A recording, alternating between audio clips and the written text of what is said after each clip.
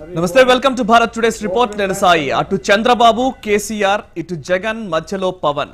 2019 ఎన్నికలే లక్ష్యంగా మారుతున్న రాజకీయం. తెలుగు రాష్ట్రాలే టార్గెట్ గా కమలం వ్యూహం. ఎవరితో పొత్తులు, ఎవరు ప్రత్యర్థులు? Operation south ఫలిస్తుందా? తెలుగు రాష్ట్రాల్లో పాగా సాధ్యమేనా? Target 2 states. ఇదే ఇవాల్టి భారత్ టుడేస్ రిపోర్ట్.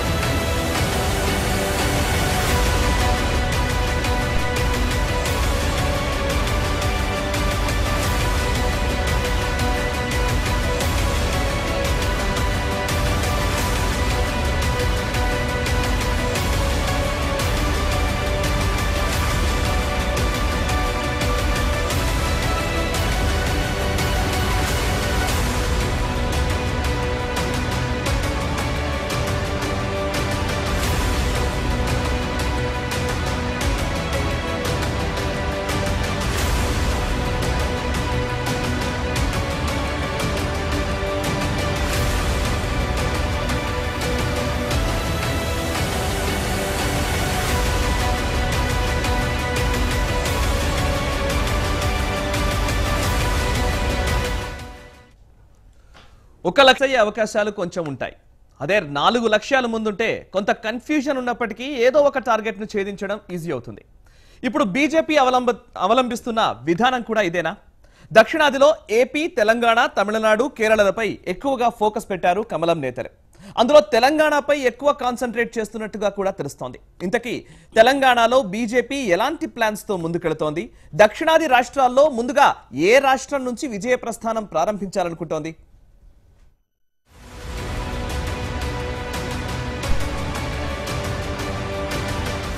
సాధారణ ఎన్నికలకు ఇంకా 2 ఏళ్లున్నాయి. దీంతో అన్ని పార్టీలు ఇప్పటి నుంచే కసరత్తును ముమ్మరం చేశాయి. గెలుపోటముల గురించి లెక్కలు వేసుకుంటున్నాయి. అధికారంలో ఉన్న పార్టీలు మళ్లీ అధికారంలోకి రావాలని, పవర్లో లేని పార్టీలు దాన్ని సంపాదించుకోవాలని ఆరాటపడుతున్నాయి. బాగా వేయడానికి మార్గాలను అన్వేషిస్తున్నాయి.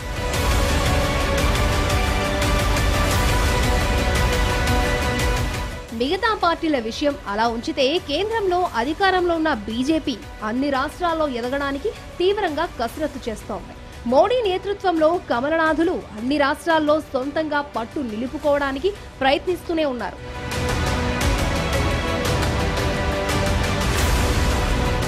ఆ ప్రయత్నంలోనే మిత్రుల్ని అక్కున చేర్చుకునేందుకు ప్రయత్నాలు ప్రారంభించారు. ఢిల్లీలో కూడా మొన్నటి మున్సిపల్ ఎన్నికల్లో కమలం సత్తా చాటుకుంది. యూపీలో ఏకంగా అత్యధిక సీట్లను గెలుపొందింది. ముఖ్యమంత్రిగా ఒక యోగి పాలనా పగ్గాలను అందుకున్నారు. ఆ తర్వాత జరిగిన అతిపెద్ద రాజకీయ పరిణామం బీహార్. నితీష్ కుమార్ మహాకూటమితో 2013లో జతకట్టినా అది చాన్నాళ్లు సాగలేదు.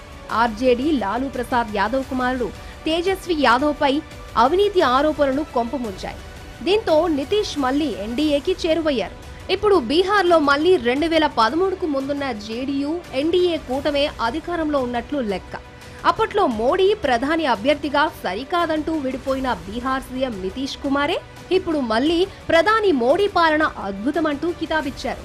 ఇలా బీజేపీ తన గ్రాఫ్ ను దేశవ్యాప్తంగా ఇతర రాష్ట్రాల్లో కూడా విస్తరించుకుంటూ వస్తోంది.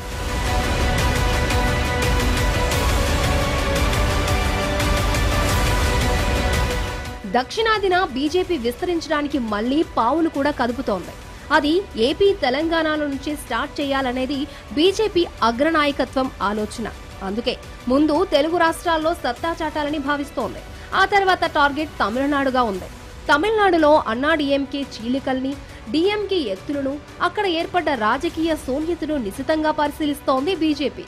వీలు దొరికినప్పుడల్లా తమిళనాడుకు వెళ్తూ పార్టీ బలోపేతంపై దృష్టి పట్టింది. జయలలిత మృతి తర్వాత 8 నెలల్లో 3 సార్లు మోడీ తమిళనాడులో పర్యటించారు. ఒకసారి అమిత్ షా వెళ్లారు. ఆర్ఎస్ఎస్ సమావేశాలు కూడా కోయంబత్తూరు వేదికగా జరిగాయి. కలాం స్మారక నిర్మాణం ప్రారంభం సందర్భంగా రామేశ్వరంలో బహిరంగ సభను కూడా మోడీ ఏర్పాటు చేశారు. పలు సందర్భాల్లో జయలలిత లేని లోటు తీర్చలేనిదని ప్రస్తావించారు. విచిత్రం ఏంటంటే అన్నాడీఎంకే చీలిక వర్గాల్లో కీలక నేతలైన సీఎం పళనిస్వామి, మాజీ సీఎం పన్నీర్సెల్వం ఇద్దరూ కూడా ఢిల్లీ వెళ్లిన ప్రతిసారి మోడీతో భేటీ అయ్యాకే తిరిగొస్తున్నారు.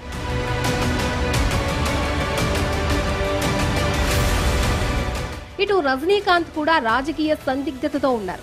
తమిళనాడులో డీఎంకే మినహా మిగతా పలు పార్టీలు ఎన్డీఏకి సపోర్ట్ గానే ఉంటున్నాయి. ఈ సమయంలోనే అన్ని పార్టీలను తమ చెప్పు చేతల్లో పెట్టుకుని రానున్న ఎన్నికల్లో ఓటు బ్యాంకును పెంచుకోవాలనేది బీజేపీ వ్యూహంగా ఉంది. రజనీకాంత్ పార్టీ పెట్టినా లేక ఏదో ఒక పార్టీలో చేరినా కూడా బీజేపీకి అనుబంధంగానే ఉంటారనే ఊహాగానాలు తమిళనాడులో జోరుగా వినిపిస్తున్నాయి. దీంతో 2 తెలుగు రాష్ట్రాల తర్వాత నెక్స్ట్ టార్గెట్ ను తమిళనాడుగా ఎంచుకుంది బీజేపీ. కర్ణాటకలో గతంలో అధికారంలో ఉన్నారు కాబట్టి అది లాస్ట్ చాయిస్ కానుంది. కేరళలోనూ ఆర్ఎస్ఎస్ తన ఉనికిని చాటుకుంటూ వచ్చే ఎన్నికల్లో ప్రభుత్వ వైఫల్యాలను ఎండగట్టి అధికారం సొంతం చేసుకోవాలనే పట్టుదలతో ఉంది. అలా దక్షిణాదిన కమలం వికసించేలా చేయాలనే బలమైన లక్ష్యంతో కమలం అగ్రనాయకత్వం పనిచేస్తోంది.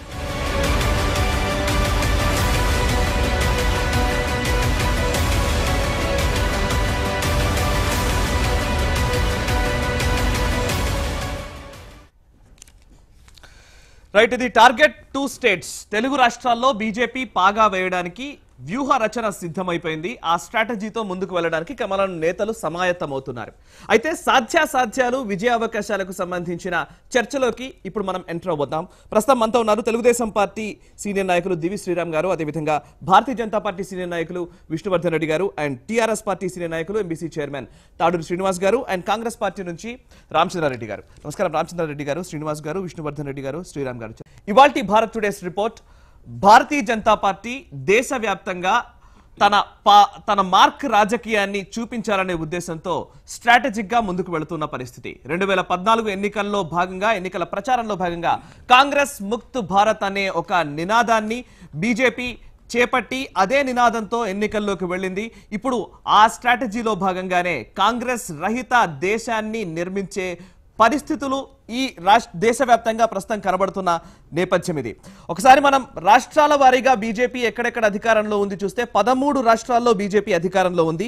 5 రాష్ట్రాల్లో బీజేపీ మద్దతుతో ఆయా రాష్ట్రాల్లో అధికారాన్ని కొనసాగుతోంది. ఇక మిగతా రాష్ట్రాల్లో 11 రాష్ట్రాల్లో బీజేపీ ఏతర, ముఖ్యంగా ఎన్డీఏ ఏతర రాజకీయ పార్టీలే అక్కడ అధికారాన్ని కైవసం చేసుకున్నాయి. ప్రస్తుతం కాంగ్రెస్ పార్టీ కేవలం 6 రాష్ట్రాలకు మాత్రమే పరిమితమైన పరిస్థితి. అందులోనూ కర్ణాటకలో రాబోయే రోజుల్లో ఎలక్షన్స్ ఉన్న పరిస్థితి. అక్కడ కూడా బీజేపీకే ఎక్కువ అవకాశాలున్నాయని అంచనాలు, సర్వేలు చేస్తూ ఉన్న పరిస్థితి కనబడుతోంది. ఈ నేపథ్యంలో కాంగ్రెస్ ముక్త్ భారత్ ఒకవైపు అయితే, మరికొన్ని రాష్ట్రాల్లో అయితే తెలంగాణ, ఆంధ్రప్రదేశ్లో కూడా బీజేపీ పాగా వేయడానికి స్ట్రాటజిక్ గా ముందుకు వెళుతున్న పరిస్థితులు కనబడుతూ ఉన్నాయి. మొన్నటికి మొన్న బీజేపీ స్ట్రాటజిస్ట్ గా, సీనియర్ నాయకుడిగా చెప్పబడే రామ్ మాధవ్ చాలా క్లియర్ గా చెప్తున్నారు, 2019 టార్గెట్ గానే ఈ ఎన్నికలు జరగబోతున్నాయి. ఎవరు మద్దతు ఇచ్చినా మద్దతును తీసుకుంటాం, కానీ ఎన్నికలే, మద్దతే అనే కోణంలో ఆయన మాట్లాడారు. ఈ నేపథ్యంలో ప్రస్తుతం ఉన్న అతిథులతో మాట్లాడే ప్రయత్నం చేద్దాం. ముఖ్యంగా భారతీయ జనతా పార్టీ నుంచి విష్ణువర్ధన్ రెడ్డి గారు, టార్గెట్ 2019 ఎలా సాధ్యమవుతుంది? నిజంగా తెలుగు రాష్ట్రాల్లో అది సాధ్యం అవడానికి ఎంతవరకు అవకాశాలు ఉన్నాయి? ఓవైపు టీడీపీ ఉంది, వైసీపీ ఉంది, 2 ప్రాంతీయ పార్టీలుగా ఆ 2 కూడా ముఖ్యంగా పోటాపోటీగానే అక్కడ వాతావరణం కనబడుతుంది. ఇక్కడ తెలంగాణలో టీఆర్ఎస్ ఉంది, నెంబర్ 2లో కాంగ్రెస్ ఉంది. బీజేపీకి అసలు ఎక్కడ ఛాన్స్ ఉంది? అయినప్పటికీ ఎందుకు అంత ధీమా? భారతీయ జనతా పార్టీ ఈ దేశంలో 35 సంవత్సరాలుగా బీజేపీగా పనిచేస్తే, అంతకుముందు జనసంఘాన్ని జనతా పార్టీగా ఈ దేశంలో పనిచేయడం జరిగింది. మేము ఈరోజు 3 సంవత్సరాల కిందట అధికారంలోకి వచ్చే సమయానికి దేశంలో మెజారిటీ రాష్ట్రాల్లో యూపీఏతర పార్టీలు, యూపీఏ అనుబంధ పార్టీలు ఈ దేశంలో అధికారంలో ఉన్నాయి. భారతీయ జనతా పార్టీ అధికారంలోకి వచ్చిన తర్వాత 3 సంవత్సరాల కాల పరిమితి లోపల మేము ఈ దేశంలో ఏ రకమైనటువంటి కుంభకోణాలకు అవకాశం ఇవ్వకుండా, ఈ దేశంలో అన్ని వ్యవస్థలు గతంలో ఏదైతే 10 సంవత్సరాలు నిర్వీర్యమయ్యాయో వాటిని అన్నింటినీ కూడా కొంత జాగ్రత్తగా ఈ దేశాన్ని అనేక రంగాలైనటువంటి అంశాల్లో రిఫార్మ్స్లో ముందుకు తీసుకొచ్చిన కారణంగా ఎప్పుడైతే ఈ 3 ఏళ్లలో జరిగినటువంటి రాష్ట్రాల్లో ఎన్నికలు ఏవైతే ఉన్నాయో అవన్నీ కూడా మేము ఢిల్లీ లేదా బీహార్ తప్ప దేశంలో ఇప్పటిదాకా జరిగిన అన్ని రాష్ట్రాల్లో కూడా మేము అధికారంలోకి వచ్చాము.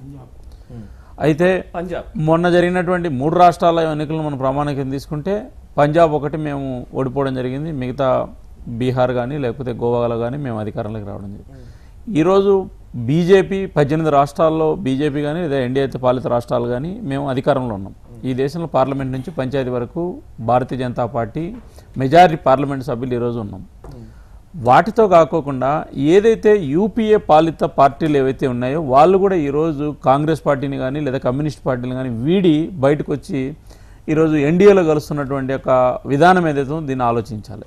దక్షిణాది రాష్ట్రాలకి మీరు అడిగినట్లు మనం పరిమితమై ఆలోచిస్తే భారతీయ జనతా పార్టీ 1998 ఎన్నికల్లో మేము స్వతంత్రంగా పోటీ చేస్తే అటల్ బిహారీ వాజ్పేయి గారు ఒక ఓటుతో పార్లమెంట్లో ఓడిపోయిన తర్వాత మాకు 18.6% ఓట్లు వచ్చాయి. 5 పార్లమెంట్ స్థానాలు మేము స్వతంత్రం గెలవడం జరిగింది. ఇటు తెలంగాణలో గెలిచాం, అటు ఆంధ్రాలో గెలిచాం. తర్వాత విభజన చెందిన తర్వాత మేము ఆంధ్రప్రదేశ్లో బీజేపీ యొక్క బలాన్ని కానీ మనం పరిశీలనకి తీసుకుంటే లేదా తెలంగాణలో బీజేపీని కానీ పరిగణలోకి తీసుకుంటే మాకు ఇక్కడ కూడా మెరుగైనటువంటి శాసనసభ స్థానాలు ఇక్కడ వచ్చాయి, పార్లమెంట్ స్థానం వచ్చింది. ఆంధ్రప్రదేశ్లో మాకు 4 ఎమ్మెల్యేలు వచ్చాయి, 2 ఎంపీలు వచ్చాయి. ఈరోజు మాకు 4 ఎమ్మెల్సీలు ఆంధ్రప్రదేశ్లో ఉన్నారు. 2019కి భారతీయ జనతా పార్టీ ఒక లక్ష్యం ఉంది, ఏంటంటే ఒక తృతీయ ప్రత్యున్మాయ రాజకీయ శక్తిగా భారతీయ జనతా పార్టీ బలపడాలనేటువంటిది. దాని అంచనాలకు అనుగుణంగా మేము ఎంత ముందుకు వెళ్ళామంటే ఈరోజు ఆంధ్రప్రదేశ్లో భారతీయ జనతా పార్టీ సభ్యత్వం తెలుగుదేశం పార్టీది 47 లక్షలు అయితే భారతీయ జనతా పార్టీ సభ్యత్వం 46 లక్షల సభ్యత్వం. అంటే భారతీయ జనతా పార్టీ 3 సంవత్సరాల్లో మేము వ్యూహాత్మకమైనటువంటి ఆలోచనతో ముందుకెళ్ళడం జరుగుతుంది. మాకు ఒక ఆలోచన ఉంది, ప్రత్యున్మాయ రాజకీయ శక్తిగా తెలంగాణలో ఆంధ్రప్రదేశ్ బీజేపీ 2019 ఎన్నికలు ముందుకు పోతున్నామనే దానికి ఒక్కటే ఒక ఉదాహరణ చెప్పి నేను ముగిస్తాను. కేసీఆర్ గారు ఆంధ్రప్రదేశ్ తెలంగాణకు సంబంధించినటువంటి ఈ మధ్యకాలంలో మాట్లాడుతున్న సందర్భంలో మాకు ప్రత్యుత్తి బీజేపీ అని మాట్లాడుతున్నారంటే భారతీయ జనతా పార్టీ బలాన్ని మేము చెప్పడం కాదు, మా ప్రత్యుత్తులు చెప్పడం. ఆంధ్రప్రదేశ్కి వస్తే తెలుగుదేశం పార్టీ బీజేపీ మాతో ఉంటుంది, వైఎస్ఆర్సీపీని కొన్ని పత్రికలు కొన్ని ఛానళ్ళు కొంతమంది మధ్యలో విశ్లేషకులు ఈ మధ్య బీజేపీ టీడీపీ కలుస్తుందంటే భారతీయ జనతా పార్టీకి బలం ఉంది కాబట్టి ఈరోజు ఇక్కడ మమ్మల్ని ప్రత్యుత్తిగా టీఆర్ఎస్ పార్టీ అధికారంలో చెప్పడం కానీ లేదా ఆంధ్రప్రదేశ్లో మాతో కలిసే పార్టీకి పోటీలు పడడం అనేటువంటిది బీజేపీ ఒక వ్యాక్యూమ్ ను పూర్తి చేసుకొని ఒక బలమైన రాజకీయ శక్తిగా మారబోతుందని సాధ్యపడుతుందా డిస్కస్ చేద్దాం సార్. ఒక నిమిషం సార్. ఫస్ట్ రామచంద్రారెడ్డి గారు, కాంగ్రెస్ పార్టీ దేశాన్ని సింహభాగం ఏలిన పార్టీ ఈరోజు బీజేపీ ఇచ్చిన నినాదం వలన లేకపోతే ప్రజలు తిరస్కరించడం వలన కాంగ్రెస్ ముక్త్ భారత్ అనే ఒక మాట వలన కానీ దాదాపుగా కాంగ్రెస్ బలహీనపడుతుంది అనడంలో ఎటువంటి సందేహం లేదనిపిస్తోంది. ఇప్పుడున్న పరిస్థితుల్లో ఉత్తరాదిలో దాదాపుగా కాషాయమయమే కనబడుతోంది. కాషాయం ఇస్ నథింగ్ బట్ నేను ఇంకో దానికి సంకేతంగా చెప్పట్లేదు, బీజేపీకి సంకేతంగా భావించినట్లయితే గనక బీజేపీ పాలిత రాష్ట్రాలే ఎక్కువగా కనబడుతున్నాయి. 18 రాష్ట్రాల్లో బీజేపీ లేదా బీజేపీతో పొత్తుతో ఉన్న పార్టీలే ప్రస్తుతం అధికారంలో ఉన్నాయి. కాంగ్రెస్ రోజు రోజుకు కుచించుకుపోతోంది. ఇప్పుడు మీరు ఫస్ట్ ఇంట్రడక్షనే భారత్ కాంగ్రెస్ ముక్త భారత్ అని చెప్పేసి అన్నారు చూసినా, ఆ నినాదాన్ని బీజేపీ ఇయటమే వాళ్ళ యొక్క ప్రజాస్వామ్య విలువలకి వాళ్ళ యొక్క పార్టీ సిద్ధాంతాలకి అది రిఫ్లెక్షన్ ఇస్తుంది. అంటే ప్రజాస్వామ్య వ్యవస్థలో పార్టీలన్నీ కూడా ఉండి ఏ పార్టీ మంచిగా ప్రజలకు చేరువైతుందో ఆ పార్టీని ఎన్నుకోవడం మనకి ఆనవాయితీ. అంటే ఈ పరిస్థితులలో కాంగ్రెస్ని సమాజంకి వెళ్ళి బహిష్కరించండి, దేశంకి వెళ్ళి బహిష్కరించండి అనేటువంటి నినాదం అనేదే వాళ్ళ యొక్క ఈ పార్టీ యొక్క కార్యక్రమాలు కానీ వాళ్ళ యొక్క భావాలకు కానీ అద్దం పడుతుంది. ఎస్, ఇప్పుడు మొత్తానికి ఇది ప్రజాస్వామ్య వ్యవస్థ, ప్రజలు మార్పు కోరుకుంటుంటారు ఎప్పటికప్పుడు. ఆ మార్పు కోరుకునే క్రమంలోనే ఏదో మోడీ వచ్చి చేస్తాడని చెప్పేసి ఆ వ్యక్తిగత ఆకర్షణతోనే ఈరోజు అధికారంలోకి తీసుకురావటం జరిగింది. దానికి తోడు నైతిక విలువలకి తిరోధకాలు ఇచ్చి ఈరోజు వాళ్ళు వ్యవహరిస్తున్నటువంటి తీరు ఉత్తరాఖండ్లో జరిగినటువంటి ప్రజాస్వామ్య ఖూనీ విషయంలో మొన్నటి ఎలక్షన్లు అదంతా ముందు జరిగిందంటే ఈ తెలుస్తున్నది. ఇక మొన్నటికి మనం చూసినట్లయితే బీహార్లో జరిగినటువంటి పరిణామాలు కానివ్వండి, ఆ కాన్స్పిరసీ కానివ్వండి, ఇవన్నీ కూడా అద్దం పడుతున్నాయి. అంటే బీజేపీ పార్టీ అధికారంలో ఉండి వాళ్ళ దగ్గర ఉన్నటువంటి CBI NIA and enforcement directorate లాంటి సంస్థలతో లెట్ మీ కంప్లీట్ ఏమన్నా ఉంటే వాళ్ళు చెప్తారు. వీటితోని రకరకాలుగా బ్లాక్మెయిల్ చేస్తూ లాలూచీలు పడుతూ లాలీచీలు పడేటట్లు చేస్తూ ఈ రోజు తమ సామ్రాజ్యాన్ని విస్తరించేటటువంటి పనిలో పడింది.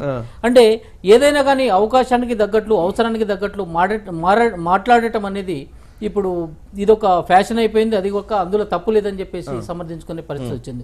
తమిళనాడు రాజకీయాలు చూసిన మొన్నటికి మొన్న ఏ విధమైనటువంటి పరిణామాలు మార్పులు చేర్పులు వచ్చినా సుస్పష్టంగా ఉంది.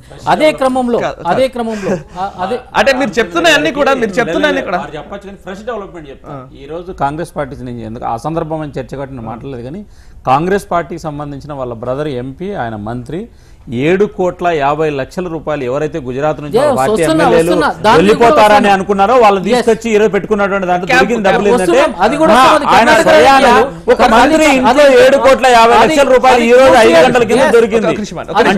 అంటే వాళ్ళ డబ్బులు కాదు, కాంగ్రెస్ పార్టీ పరిస్థితి వాళ్ళు అర్థం చేసుకోవాలి. నేనే చెప్తాను.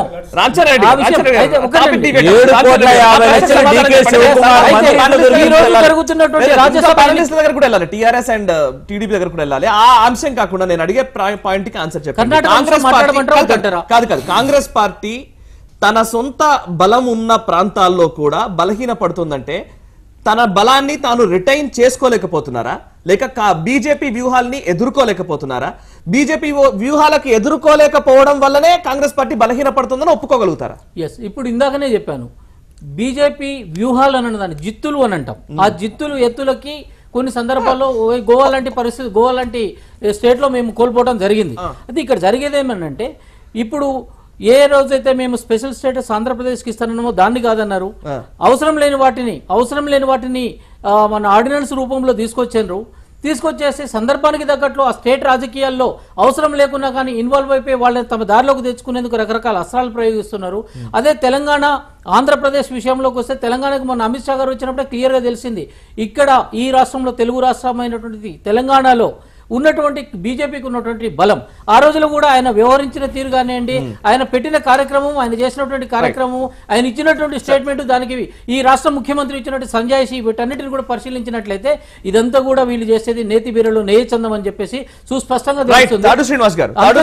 ఏం లేదు. 67% మంది ప్రజలు ప్రస్తుతం బీజేపీ అధికారంలో ఉన్న ప్రాంతాల్లో ఉన్నారనేది 67% మంది ప్రజలు దేశవ్యాప్తంగా చూస్తే, అందులో కాంగ్రెస్ పాలిత రాష్ట్రాలకు వస్తే 5% మంది ప్రజలు మాత్రమే ఉన్నారనేది ఒక పాయింట్. తెలంగాణ రాబోయే రోజుల్లో 2019 ఎన్నికల్లో ఇది ఇంకా ఈ బీజేపీ ఈ నంబర్ ఇంకా పెరగబోతోందా, తగ్గబోతోందా? టిఆర్ఎస్ రిటైన్ చేసుకునే అవకాశాలు ఎంతవరకు ఉన్నాయనేదే ఒక ఫస్ట్ పాయింట్. మీరు మీ యాంగిల్లో ఒకవేళ మీ పర్సెప్షన్లో నేను మాట్లాడితే పెరగవచ్చు గాక. ఎప్పుడు పెరుగుతుంది? మాకు హైకోర్టు ఇస్తే, మాకు ఒక ప్రాజెక్టు జాతీయ హోదా ఇస్తే, మేము అడిగినన్ని ఐఏఎస్లను ఇస్తే, మా ప్రజలకు చేపట్టినటువంటి కార్యక్రమాలు ఎన్నో కార్యక్రమాలు పునర్విభజన బిల్లులో ఇచ్చినటువంటి హామీలన్నీ నెరవేరిస్తే తప్పకుండా పెరగవచ్చేమో. ప్రజలకు కావాల్సినటువంటి ఏమి చేయకుండా పెరుగుతుంది అని అడ్వర్టైజ్ మార్కెటింగ్ చేసి ఇండియా ఈజ్ షైనింగ్ అన్నట్లు ఆ పార్టీ షైనింగ్ అనే నినాదం ఏదైనా యాడ్లు వేసుకుంటే పెరుగుడేమో. కానీ తెలంగాణ ప్రజలు ఉద్యమకారులు, ఉద్యమ స్వభావం, కొట్లాడి తెలంగాణ రాష్ట్రాన్ని సాధించుకున్నారు. వాళ్ళకి ఏమి కావాలనో, ఎందు గురించి కావాలనో, ఈ తెలంగాణ రాష్ట్రాన్ని ఎందుకు కోరుకున్నారో కనీసం అవగాహన లేమి ఉన్నటువంటి పార్టీ ఇక్కడ తెలంగాణలో వస్తుంది అని అంటే అది ఇక వారి యొక్క ఆలోచనకు ప్రధాన ప్రత్యర్థి కాంగ్రెస్ మాత్రమేనంటారు. అసలు ప్రత్యర్థి కనిపిస్తలేడనే కదా మా బాధ. అసలు ప్రత్యర్థి కనిపిస్తాడనే కదా బాధ. కాంగ్రెస్ లో ఎవరు ముఖ్యమంత్రి ఎవరికి తెలియదు. అసలు కేసీఆర్ గారికి సమకాలీనుడు తెలంగాణలో మీకు ఎక్కడైనా కనిపిస్తారా? చెప్పండి, మీరు ఉంటే చెప్పండి. అరే ఇప్పుడు నేను ఏమంటున్నా సార్, ఇప్పుడున్న పార్టీలను నేను విశ్లేషిస్తా. ఎప్పుడు నేను చెప్తాను సార్, వయసు ఉన్నంత మాత్రాన ఒక్క నిమిషం మీరు అనవసరంగా అనుకుంటా ఉంటారు. నన్ను ఏదో అడిగితే నేను ఏదో చెప్తున్నా, వాళ్ళు మధ్యలో మీరు మాట్లాడేటప్పుడు కనీసం ఒక్క మాట నా నిబ్బరం అందులోనే తెలుస్తుంది. మీరు మాట్లాడుతున్నప్పుడు నేను అసలు ఇంటరప్ట్ చేయకపోవడం ఫీల్ అవుతున్నా. అందుకే నేను ఏమంటున్నా అంటే, సాయి గారు బాగా గమనించండి, రాజకీయ పార్టీలు తెలంగాణలో ఉన్నాయి, కాంగ్రెస్, బీజేపీ, టీడీపీ. మీరు అన్నట్టు అనుకున్నాం, టీడీపీ అసలు లేదు ఇక్కడ, మొత్తం అది షిఫ్ట్ అయిపోయింది, ట్రంక్పేట చదువుకొని అమరావతి పోయిందని మేము అనుకుంటున్నాం. అయితే ఇక్కడ టీడీపీ పార్టీ ఏమో ఎన్టీ రామారావు గారు పెట్టిన పార్టీ, ఎన్టీ రామారావు గారి జెండా, ఎన్టీ రామారావు గారి బొమ్మ పెట్టుకొని ఎలక్షన్స్కి పోతూ ఉంటారు. కొద్దో గొప్ప అక్కడక్కడ ఓట్లు రాలుతున్నాయంటే ఆ ఎన్టీఆర్ రామారావు గారి ఒక ఏదన్నా చిత్రపటం చూసి వేస్తుండొచ్చు. రెండోది కాంగ్రెస్ పార్టీ ఏమో తాతల నాడు గాంధీజీ పేరు చెప్పుకొని ఇప్పటిదాకా అదే జెండా అదే ఇది, వాళ్ళు ఆ ఢిల్లీలో ఉన్నటువంటి వారి యొక్క అధిష్టానాన్ని బొమ్మలు పెట్టుకొని ఇక్కడ తెలంగాణలో తిరగాల్సిన పరిస్థితి. ఇక్కడ నాయకుడు ఉండడు, తెలంగాణ ప్రాంతం యొక్క నాయకుని బొమ్మ పెట్టుకునే పోయేది లేదు. అంటే గతంలో కొంత డిఫరెన్స్ వచ్చింది. రాజశేఖర రెడ్డి గారు ఉన్నప్పుడు కొంత వారి వ్యక్తిగత ఇమేజ్ మీద కూడా కొంత పోయినారు కాబట్టి అంటున్నా. ఇప్పుడున్న పరిస్థితి వాళ్ళది అది. టీఆర్ఎస్ పార్టీకి ఇక్కడ సొంత జెండా రూపొందించింది మా కేసీఆర్ గారు. తెలంగాణ ప్రజలకు ఆకాంక్షలకు అనుగుణంగా తెలంగాణ రాష్ట్రాన్ని సాధించిన వారు. కొత్త పార్టీ కేసీఆర్ గారు బొమ్మ పెట్టుకొని పోతాం. మాకు ఎవ్వరు హైకమాండ్లే లేరు. వీరు హైకమాండ్ ఢిల్లీలో, వారు హైకమాండ్ ఢిల్లీలో, వారు హైకమాండ్ అమరావతిలో. ఇక్కడనే హైకమాండ్ ఉన్నటువంటి మా పార్టీని మేము చూసుకుంటామా? ఇక్కడ ప్రజలు ఇక్కడ ఉన్నటువంటి నాయకుల్ని ఇక్కడ చూసుకుంటామా? మేము ఢిల్లీకి వెళ్ళి ఢిల్లీ తెలంగాణ అభివృద్ధి గుర్రం యొక్క కళ్ళాలు ఢిల్లీలో ఉండాలి, అమరావతిలో ఉండాలని కోరుకుంటారా ఎవరైనా? మీరు నేను తెలంగాణ నివాస అయితే కేసీఆర్ గారి ఇంట్లో తెలంగాణ గుర్రం యొక్క కళ్ళాలు తెలంగాణ కేసీఆర్ గారు ఇంట్లో ఉండాలని అడుగుతున్నారు. ఎవరి మా తెలంగాణ ముద్దు బిడ్డ ఎవరింట్లో ఇక్కడ ముఖ్యమంత్రి తెలంగాణ ఎవరు చెప్పండి. ఒకవేళ హైదరాబాద్ లో రాష్ట్రపతి నిలయం శివరాం గారు సారీ శివరాం గారు, రేపు ఆంధ్రప్రదేశ్ వీటి మీద అడగాల్సినటువంటి అవసరం మాత్రం ఉంది. తెలంగాణకు కావాల్సినవి ఏం తెచ్చినారో చెప్పిన వస్తాను. తెలంగాణ మొత్తం డీటెయిల్ గా మనం మాట్లాడదాం. అంతకంటే ముందు శివరాం గారు, ఏపీలో పరిస్థితి ఏంటి? టీడీపీ ప్రస్తుతం తెలంగాణలో అసలు ఎటువంటి పరిస్థితిలో లేదు 2019కి. అటు ఏపీలో అధికారంలో ఉంది కాబట్టి ఆ అధికారాన్ని రీటైన్ చేసుకోవడానికి కానీ బీజేపీతో పొత్తును కొనసాగించే విషయంలో కానీ మీ ప్రత్యర్థిగా భావిస్తున్న, ముఖ్యంగా మీ ప్రధాన ప్రత్యర్థి అయిన వైసీపీ ఇప్పుడు బీజేపీకి మొగ్గు చూపడం కానీ ఈ రాజకీయ పరిణామాలన్నీ ఎలా చూస్తారు? ఫస్ట్ ఆఫ్ ఆల్ ఒక రాజకీయ పార్టీల్లో రాజకీయాల్లో ఉన్న మనుషులుగా ఒక రాజకీయ పార్టీ పెట్టినా రాజకీయాలకు వచ్చినా ఎవరైనా అధికారం రావాలనే కోరుకుంటారు. అది బీజేపీ కానివ్వండి, టీడీపీ కానివ్వండి, టీఆర్ఎస్ కానివ్వండి, కాంగ్రెస్ కానివ్వండి. ఇవాళ బీజేపీ ప్రస్తుతం మా అలియన్స్ పార్ట్నర్. అవును, మేము సెంట్రల్ గవర్నమెంట్లో మేము జూనియర్ పార్ట్నర్, ఇక్కడ బీజేపీ మాకు జూనియర్ పార్ట్నర్.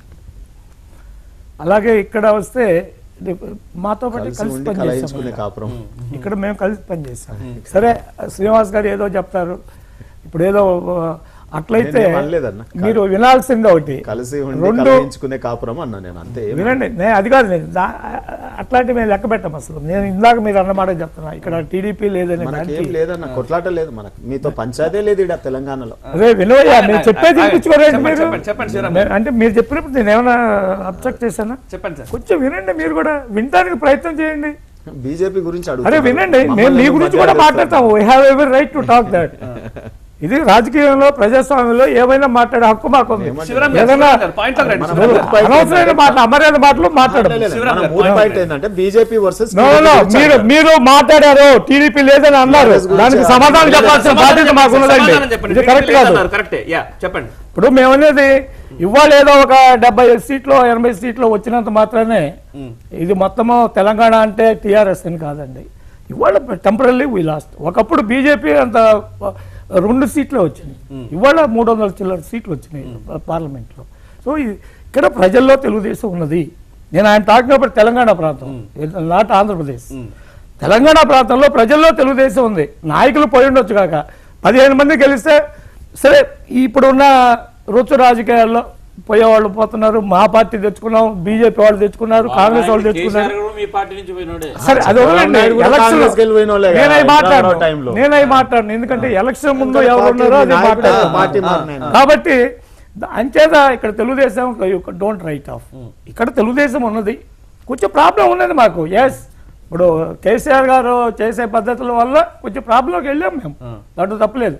కానీ ఈ డజన్ మీన్ దట్ తెలుగు ప్రజల్లో తెలుగుదేశం లేదనే మాట అంటే సత్య దూరం.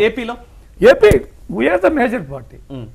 ఏపీ విషయానికి వస్తే ఇప్పుడు బీజేపీ తోటి మేము కలిసి అలయన్స్ పార్ట్నర్గా ఎలక్షన్ ముందే, నేను చెప్పాను, నాట్ ఆఫ్టర్ ఎలక్షన్స్, ఎలక్షన్ ముందే కలిసి పనిచేసాము, కలిసి ప్రచారాలు చేసాము, కలిసి కంటెస్ట్ చేసాము. కొన్ని వాళ్ళు గెలిచారు, కొన్ని మేము గెలిచాము. మేమనేది ఏంటంటే ఇప్పుడున్న పరిస్థితుల్లో తెలుగుదేశానికి అక్కడ ఆల్టర్నేటివ్ అనేది ఎవరు రారు కూడా. ఇప్పుడు ఉన్న పరిస్థితి చూస్తే ఎప్పుడో 2050కో 2060కో ఏమో మాకు తెలియదు, కానీ 2019 గురించి మాట్లాడితే ఇవాళ తెలుగుదేశం పార్టీకి ఉన్న గ్రాఫ్ కానీ తెలుగుదేశం పార్టీ జరుగుతున్న కార్యక్రమాలు కానీ తెలుగుదేశం తరఫున జరుగుతున్నవన్నీ కూడా కంపల్సరీగా Telugu Desam image at the highest step. నేననేది ఏంటంటే ఇట్ డజంట్ మీన్ మేము వాళ్ళని ఏమీ తప్పు పట్టడం లేదు. ఏ పార్టీకైనా వాళ్ళకై స్వతహాగా మేము పెరగాలని అంటే తప్పే కాదు. అసలైన విషయం చెప్పలేదు. బీజేపీ టీడీపీతో ఎక్కువగా సఖ్యతతో ఉందా, వైసీపీతో సఖ్యతగా ఉండడాన్ని మీరు ఎలా చూస్తారు? ఇప్పుడు ఒక మాట అండి నేను చెప్పేది, జగన్మోహన్ ఇప్పుడు మాతోటి బాగానే ఉందని మేము ఫీల్ అవుతున్నాం. మాకు బీజేపీకి మాకు తగలబడే సంవత్సరం ఏమీ రాలేదు ఇంతవరకు. అది పొలిటికల్గా నేను మాట్లాడుతుంది. ఎలాంటి ప్రాబ్లం ఉందని నేను అనుకోవట్లేదు. కానీ ఎవరైనా కొంతమంది వ్యక్తులు మాట్లాడుతూ ఉంటారు, కొంతమంది ఎంత. కానీ ఒక వ్యవస్థగా ఒక సంస్థగా మాకేం ప్రాబ్లం లేదు. ఒకటి. రెండోది, జగన్మోహన్ రెడ్డి గారు అంటే ఆయనతోటి మాట్లాడితే ఆయనకు అపాయింట్మెంట్ ఇస్తే అతను పోయి కలిస్తే అదే కలిసినట్ట ఉంది. వెయిట్, దానికోసం ఎందుకు బాధపడతారు? వెంటనే ఎందుకని అంత సీరియస్ గా రెస్పాండ్ అయ్యారు ఎవరు? మంత్రులు, ఏపీ మంత్రులు. ఇప్పుడు రాజకీయాలండి ఇది. సరే, ఆ సందర్భానికి సంబంధించి అప్పుడు మాట్లాడతారు విష్ణువర్ధన్ రెడ్డి గారు. సరే, ఇప్పుడు మీరేమంటారు? కలిసిన బీజేపీ ప్రాబ్లం లేదు. మేము ఒకటే చెప్తున్నాము, బీజేపీ తోటి కలిసి కొనసాగాలని మా కోరిక. కారణం కూడా నేను మీకు చెప్తాను. సెంట్రల్ గవర్నమెంట్ లో ఈజ్ ద సీనియర్ పార్ట్నర్. మన ప్రధానమంత్రి ప్రభుత్వం రన్ చేస్తుంది బీజేపీ. పేరుకి ఎన్డీఏ కానీ అల్టిమేట్లీ వాళ్ళు చేస్తున్నారు. We're all very junior partners in that. So రాష్ట్రం అభివృద్ధి కావాలంటే బీజేపీ సహాయం చాలా అవసరం. ఓకే, దాంట్లో వినండి, లెట్ మీ కాబట్టి మేము ఆ అలియన్స్ కొనసాగాలని మేము కోరుకుంటున్నాము. కాదు మేము పోతాము అని మా డ్రమ్ము మేము కొట్టుకుంటాము, మా దారి మేము పోతాము, మా తరఫున మేము కంటెస్ట్ చేస్తాము, విల్ టేక్ ఎ రిస్క్ అని అంటే అది అల్టిమేట్లీ డిసైడ్ చేయాల్సింది BJP party, not Telugu Desam party. Telugu Desam చెప్పదు కదా. విష్ణువర్ధన్ రెడ్డి గారు రిస్క్ అనుకుంటున్నారా? ఇప్పుడున్న పరిస్థితుల్లో టీడీపీతో సఖ్యతతో ఉండడం, అటు వైసీపీని కూడా ప్రోత్సహించడం, ఇది దేనికి సంకేతం? అండ్ 2019 ఎన్నికలే టార్గెట్ అయితే ఏపీలో పరిస్థితుల్లో వెంకయ్యనాయుడు ఉపరాష్ట్రపతి అభ్యర్థిగా ప్రకటించడం, ఇది కూడా బీజేపీ బలోపేతం అవ్వడానికి ఒక వ్యూహంగానే అందరూ చెప్తూ ఉన్నారు, చాలా మంది మాట్లాడుతూ ఉన్నారు. వెంకయ్య నాయుడు గారు మేము వ్యక్తిగతంగా మాట్లాడుతున్నాం. ఆయన మా ప్రాంతానికి సంబంధించిన మా పక్క ఊరే, మా పక్కన నియోజకవర్గం. సో ఆయన్ని ఉపరాష్ట్రపతిగా సెలెక్ట్ చేసినందుకు మోడీ గారిని వాళ్ళందరూ కూడా మేము మనస్ఫూర్తిగా దీని ద్వారా అభినందిస్తున్నాం. నమస్కారం, కృతజ్ఞతలు తెలియజేస్తాం. ఓకే, అందరూ అభినందిస్తున్నారు సార్, అందరూ అభినందిస్తున్నారు. మీరేమో వ్యక్తిగతంగా అభినందించాలనుకుంటున్నారు. బీజేపీలోని కొంతమంది కార్యకర్తలేమో ఆయన వెళ్ళడం మంచిదైంది, ఇక్కడ కొంత బలోపేతమవుతుందని అనే ఒక ఉద్దేశం కూడా ఉంది. చంద్రబాబు నాయుడు నుంచి బయటపడ్డారనే ఆలోచనలు కూడా కొంతమంది చేస్తున్నారు. చెప్పండి సార్.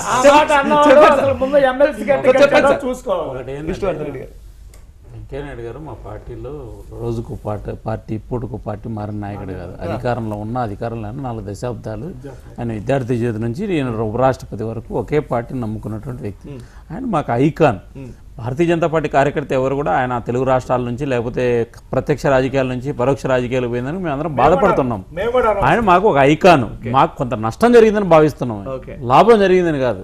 అయితే మీడియాలో ఏంటంటే చాలా పలు రకాలైనటువంటి అంశాలు వస్తున్నాయి, పలు రకాల అభిప్రాయం. భారతీయ జనతా పార్టీ సాధారణమైన కార్యకర్త నుంచి జాతీయ స్థాయి వరకు అందరం ఆలోచిస్తుంది ఏంటంటే ఇప్పుడున్నటువంటి పరిస్థితుల్లో పార్లమెంటులో మాకు రాజ్యసభలో బలం లేదు కాబట్టి, సాయి గారు ఐ విల్ క్లారిఫై, రాజ్యసభలో మాకు బలం లేదు కాబట్టి దానికి సరైనటువంటి అర్హుడైనటువంటి వ్యక్తి ఎవరిని భావించినప్పుడు పార్టీగా నిర్ణయం తీసుకుంది. పార్టీ నిర్ణయానికి ఒక క్రమశిక్షణ కార్యకర్తగా ఆయనపై పనిచేస్తున్నాడు అంతే ఇక్కడ. అయితే గర్వపడుతున్నాం మేము, ఒక తెలుగు జాతి ముద్దుబిడ్డను జాతీయ స్థాయిలో ఉపరాష్ట్రపతి తీసుకున్న తర్వాత మేము గర్వపడుతున్నాం. అయితే రాజకీయంగా మాకు నష్టం జరిగిందని భావిస్తున్నాం, లాభం కాదు. అయితే ఇక్కడ ఏంటంటే మీరు భారతీయ జనతా పార్టీ ఆంధ్రప్రదేశ్ రాజకీయాలకి మనం పరిమితమైన లేదా తెలంగాణ రాజకీయాలు పరిమితమైన ఈ నెల రోజులు జరిగినటువంటి రాజకీయ పరిణామాలను మనం బేరీ చేసుకోవాలి. మేము రాష్ట్రపతి అభ్యర్థిగా ప్రకటించిన తర్వాత తెలంగాణ రాష్ట్ర ప్రభుత్వం మాకు మద్దతు ఇచ్చింది, తమిళనాడులో మాకు మద్దతు ఇచ్చింది, ఆంధ్రప్రదేశ్లో మాకు ఎట్లా మా మిత్రపక్షం ఉన్నటువంటి ప్రభుత్వమే, బీహార్లో కూడా జగన్మోహన్ రెడ్డి గారి పార్టీ మాకు సపోర్ట్ చేసింది. తర్వాత కాంగ్రెస్ పార్టీలో కొంతమంది ఇండివిజువల్గా మాకు ఓట్లు వేశారు. అయితే ఇక్కడ నేను ఒక విషయాన్ని గుర్తు చేస్తాను, తెలుగుదేశం పార్టీ మాకు పర్మనెంట్ మిత్రపక్షం ఏం కాదు. ఎందుకంటున్నానంటే తెలుగుదేశం పార్టీ పుట్టినప్పటి నుంచి ఇప్పటివరకు జరిగినటువంటి ఎన్నికలు మనం ప్రామాణికం తీసుకుంటే 1980లో తెలుగుదేశం పార్టీ పుట్టినప్పుడు మేము వ్యతిరేకంగా పోటీ. ఇప్పుడు నువ్వు మాట్లాడినటువంటి వెంకయ్యనాయుడు గారు తెలుగుదేశం పార్టీ మీద ఎమ్మెల్యేగా గెలిచినటువంటి వ్యక్తి, తెలుగుదేశం పార్టీ మీద. 84లో వచ్చిన పరిణామాల్లో మేము కలిసాము, 89లో మళ్ళీ మేము కలిసాము, 94లో కలవలేదు, 98లో కలవలేదు, 99లో కలిసాము, 2004లో కలిసాం, 99లో కలవలేదు, 2004లో కలిసాం. ఈ రోజుకు ఇప్పుడు మాట్లాడుతున్న సమయానికి భారతీయ జనతా పార్టీ తెలుగుదేశం పార్టీ మిత్రపక్షము. మేము వాళ్ళ ప్రభుత్వంలో, వాళ్ళు మా ప్రభుత్వంలో ఉన్నారు. 2019 ఎన్నికలకు సంబంధించిన విషయంలో నేను భారత్ టుడే టీవీ ఛానల్లో నేను కానీ పెద్దల శివరాం గారు కానీ మేద్దరం డిసైడ్ చేసేటువంటిది కాదు. భారతీయ జనతా పార్టీకి ఎవరితో కలిస్తే, భారతీయ జనతా పార్టీకి ఎవరు భావ సారూప్యత కలిగిన రాజకీయ పార్టీ ఉంటే, భారతీయ జనతా పార్టీకి ఎమ్మెల్యేలు ఎంపీలు ఎవరి ద్వారా మాకు బలం పెరిగితే, మేము బలపడడానికి ఎవరైతే ఉపయోగపడతారో మేము ఆ రకంగా మేము నిర్ణయాలు తీసుకున్నటువంటి చరిత్ర ఈ దేశంలో అనేక రాష్ట్రాల్లో మాకుంది. కాబట్టి భారతీయ జనతా పార్టీగా తెలుగు రాష్ట్రాల్లో, దక్షిణాది రాష్ట్రాల్లో భారతీయ జనతా పార్టీ బలపడాలనేటువంటి ఆకాంక్ష మాకుంది. కాబట్టి ఇప్పుడున్నటువంటి పరిస్థితుల్లో ఖచ్చితంగా 2019లో ఆంధ్రప్రదేశ్లో, తెలంగాణలో వ్యాక్యూమ్ ఉంది. ఇప్పుడున్నటువంటి ప్రభుత్వాలకు ప్రత్యామ్నాయ ఒక రాజకీయ శక్తి కావాలని ప్రజలు కోరుకుంటున్నారు. ఒకవేళ మా సోదరుడు శ్రీనివాస్ గారు చెప్పినట్టు మాకు ప్రత్యామ్నాయ శక్తి లేదు, మాకు ఎవరు బలం లేదు, సాయి గారు ఒక విషయం చెప్తాను. ఇక్కడ ప్రజలు చాలా తెలివైనటువంటి వాళ్ళు. 5 ఏళ్ళ అధికారంలో ఉన్నటువంటి పార్టీకి వాళ్ళు చేసినటువంటి పనులు ప్రాతిపదికన బలాల మీద ప్రజలు వచ్చే తీర్పిస్తారు. ఎదుటోడు బలహీనంగా ఉన్నాడు కాబట్టి, మాకెవరు ప్రత్యుత్పత్తి లేరు కాబట్టి, మాకెవరు పోటీని లేరు కానీ మన ఇంట్లో అనుకుంటే, ఈ దేశంలో ఎన్టీ రామారావు గారు మహబూబ్ నగర్లో ఎన్నికల్లో పోటీ చేస్తే ఆ చార్మ్లో కూడా ఎమ్మెల్యేగా ఓడిపోవడం జరిగింది. ఇందిరాగాంధీ గారు కూడా ఓడిపోవడం జరిగింది. ఎన్నికలు ఒకటి ప్రామాణికం ఏంటంటే ఒకటి. ఈరోజు బీజేపీ 3 ఏళ్లలో ఈ దేశంలో మేము ఎన్నికలు ఎదుర్కొన్న తర్వాత భారతీయ జనతా పార్టీకి ఈ దేశంలో ఎన్ని రాష్ట్రాలు అధికారంలోకి వచ్చింది. రెండో అంశం, ఈ రోజు ప్రతిపక్ష పార్టీల యొక్క వైఖరి ఈ ప్రభుత్వాల్లో లేదా ప్రజల్లో లేకపోతే ఈ దేశంలో ఎట్లా వ్యవహరిస్తున్నారు. కాబట్టి దాని మీద ప్రామాణికంగా 2019 ఎన్నికలు జరగబోతున్నాయి. కాబట్టి తెలుగు రాష్ట్రాల్లో కూడా ఒక జాతీయ పార్టీ రావాలి. ఇప్పటిదాకా మా సీనన్న చెప్పినట్టు ఎందుకు ఒక కుటుంబ పార్టీ కావాలనుకుంటారు ఎవరైనా కానీ ప్రజలు, ప్రజాస్వామ్యంలో విలువలు ఉన్నటువంటి పార్టీ కావాలనుకుంటారు. కాబట్టి వచ్చే ఎన్నికల్లో ఆంధ్రప్రదేశ్లో, తెలంగాణలో, లేకపోతే కర్ణాటకలో, తమిళనాడులో బీజేపీ ఒక బలమైన రాజకీయ శక్తిగా మారబోతుంది. దానికి సంకేతం ఏంటంటే మేము రాష్ట్రపతి అభ్యర్థిని ప్రకటిస్తానట్లే మేము రెడీగా ఉన్నామని చెప్పి అందరూ మాకు ఎవరైతే మద్దతు ఇచ్చారో దీన్ని బట్టి ఏంటంటే మాతో సఖ్యతగా ఉండాలి, మాతో కలిసి వెళ్ళాలి. బీజేపీ ఒక నీతివంతమైన పార్టీ.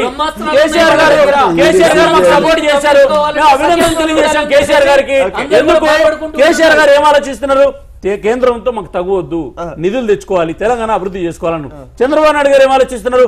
కేంద్రంతో తగ్గవద్దు, మేము కలిసి ఉండాలని. ఎందుకంటే మరో 10 సంవత్సరాలు ఈ దేశంలో కాంగ్రెస్ పార్టీ అధికారంలోకి వచ్చేటువంటి అవకాశం. రెడ్డి గారు, కాంగ్రెస్ పార్టీ ఈ రాష్ట్రాన్ని విడదీసింది. ముఖ్యంగా విభజనలో కాంగ్రెస్ పార్టీయే కీలకంగా ఆ బిల్లును పాస్ చేయడం కానీ అవన్నీ చేయడం కానీ, బీజేపీ కూడా మద్దతు ఇచ్చినప్పటికీ కాంగ్రెస్ పార్టీ ఆ పుణ్యాన్ని కానీ పాపాన్ని కానీ రెండింటినీ తీసుకుందనే ఉద్దేశంతో అటు ఆంధ్రప్రదేశ్ ప్రజలు అంటారు, ఇటు తెలంగాణ ప్రజలు అంటారు, తీసుకొచ్చిన ఘనత టీఆర్ఎస్ కు అనే ఉద్దేశంతో టీఆర్ఎస్ కు అధికారాన్ని కట్టబెట్టారు. ఇదే రెండు రాష్ట్రాల్లో కాంగ్రెస్ భవితవ్యం ఏ విధంగా ఉండబోతోంది? ఇక్కడ శ్రీనివాస్ గారు చాలా సీరియస్ పాయింట్ ఒకటి రేస్ చేశారు. ఏపీలో అయితే ఇప్పుడు 0లో ఉన్నారు, అసలు ఒక్క స్థానం కూడా కైవసం చేసుకోలేదు. రాబోయే రోజుల్లో ఎదగడం కూడా చాలా కష్టంగానే కనబడుతోంది. ఎందుకంటే అక్కడ చాలా రెండు పార్టీలు, 2 ప్రాంతీయ పార్టీలు, ఇంకో బీజేపీ, ఈ మూడింటికి మధ్య కాంగ్రెస్ ఎదగడం అనేది. తెలంగాణ విషయానికి వస్తే అసలు నాయకుడే లేడు, ప్రత్యర్థే కాదు అని టీఆర్ఎస్ నాయకులు చెప్తున్నారు కాంగ్రెస్ నుంచి. First of all Congress party రాష్ట్రాన్ని విడదీయలేదు, తెలంగాణ రాష్ట్రాన్ని ఏర్పాటు చేసింది. తెలంగాణ ప్రజల ఆకాంక్షని గౌరవించి తెలంగాణ రాష్ట్రం ఏర్పాటు చేసింది, కానీ ఏదో కేసీఆర్ కోసం కాదు. ఓకే, చేసిన తర్వాత స్వపాలన, స్వరాష్ట్రము, ఆంధ్ర పాలకులు ఈ విధంగా చేసినారు, ఆ విధంగా చేసినారని రెచ్చగొట్టే ఉద్వేగకరమైనటువంటి ప్రసంగాలతోని తెలంగాణ ప్రజానికాన్ని నిట్ట నిలువున మోసం చేసిందని చెప్పేసి ఆ రోజు ఎలక్షన్ మేనిఫెస్టోలో ఇచ్చినటువంటి వాగ్దానాలలో ఒక్కటి కూడా పూర్తి కాలేదు. కాబట్టి తెలంగాణ ప్రజానికం గ్రహించిన క్రమంలో ఈరోజు జరుగుతున్నటువంటి సమాజంలో జరుగుతున్నటువంటి పరిణామాలన్నింటినీ నిన్న నేరేళ్ల ఇన్సిడెంట్ దాకా ఫైనల్గా చూసినట్లయితే ప్రజలు కూడా తెలంగాణ బిడ్డలు, నా తెలంగాణ బిడ్డలు వాళ్ళ కాళ్లలో ముళ్ళు గుచ్చుకుంటే పంటితో తీస్తారన్నటువంటి ఈ కేసీఆర్ ఈ రోజు తెలంగాణ బిడ్డలు అన్నది లేకుండా కేవలం ఎక్కడ లాభం వస్తే అక్కడికే పోతుండు, మమ్మల్ని కూడా చితగొడుతుండు అని చెప్పేసి భావనతో ఉన్నారు. కాబట్టి తెలంగాణ రాష్ట్రంలో ప్రజానీకమంతా కూడా కాంగ్రెస్ పార్టీ కి మనం ఓటేయకుండా పొరపాటు చేసినాము అని చెప్పేసి ఈరోజు బాధపడ్డారు. ఆ విషయం మొన్న మేము సంగారెడ్డిలో తలపెట్టినటువంటి సభ ద్వారానే తెలిసిపోయింది. ఇంకొకటి ఇప్పటికీ చెప్తున్నాను, నిన్న జరిగిన ఇన్సిడెంట్ ద్వారా ఎలా తెలిసింది? ఎస్, అక్కడికి వచ్చినటువంటి పబ్లిక్ ను చూసినట్లయితే స్వచ్ఛందంగా వచ్చినటువంటి పబ్లిక్ సభ ద్వారా డిసైడ్ అయిపోతుంది. అంటే స్వచ్ఛందంగా అంటే ఏదైనా సభ నిర్వహించారు వరంగల్లో. కేసీఆర్ గారు సభ నిర్వహించింది, సోషల్ మీడియాలో బ్రహ్మాండంగా వచ్చినాయి. కార్యకర్తలని ఎంత కంఫర్ట్ తో తీసుకుపోతున్నది ప్రజానికి మనం చూసారు. ప్రామాణికమని కాదు, ఎక్కడైనా కానీ ఒక ప్రజల్లో ఉన్నటువంటి స్పందన తెలిసేది ఒక బహిరంగ సభల ద్వారానే. సంగారెడ్డిలో మేము సభ పెట్టినప్పుడు బ్రహ్మాండంగా వచ్చేది. అయితే మనం రాష్ట్రం గురించి మాట్లాడుతున్నాం. దేశవ్యాప్తంగా ఉన్న ఈ మోడీ హవాని కానీ తెలంగాణలో గత ఎన్నికలు ఈ 3 ఏళ్లలో జరిగిన ఎన్నికలు గానీ ప్రామాణికంగా తీసుకుంటే ఇక్కడ కేసీఆర్ కానివ్వండి దేశవ్యాప్తంగా మోడీ హవానే కనబడుతుంది. కాంగ్రెస్ ప్రతి సందర్భంలో బలహీనపడుతూనే ఉంది. ఎలా పుంజుకుందని చెప్తున్నారు? ఒక విషయం అండి, పబ్లిక్ ఎంతసేపటికి కూడా ఎదురు చూసే ధోరణితో ఒక పీరియడ్ వరకు ఉంటారు. ఇప్పటిదాకా చూసింది కూడా జరిగింది కూడా అది ఏదో ఇంకా జరుగుతుంది వస్తున్నాయి. 2 బెడ్రూమ్ స్కెచ్ చేస్తున్నాము, ల్యాండ్ ఎక్వైర్ చేస్తున్నామని మభ్య పెట్టడం జరిగింది. ట్రాన్స్ఫర్ల విషయంలో అదే చేశారు, ఎలక్ట్రిసిటీ విషయంలో అదే చేశారు, రకరకాలుగా అన్ని విషయాలు అదే చేసేసరికి పబ్లిక్ ఒక కన్క్లూజన్కి రావడం జరిగింది. కాబట్టి వచ్చిన తర్వాత పబ్లిక్ లో కూడా ఒక వ్యతిరేకత అనేది మొదలవుతుంది. సరే, వ్యతిరేకతని నేను నా కాంగ్రెస్ పార్టీకి చెందినటువంటి వినండి కాబట్టి నేను చెప్తాను అనుకోవచ్చు, అది భవిష్యత్తులో మనం ఖచ్చితంగా చూస్తాం. రెండోది, ఇప్పుడు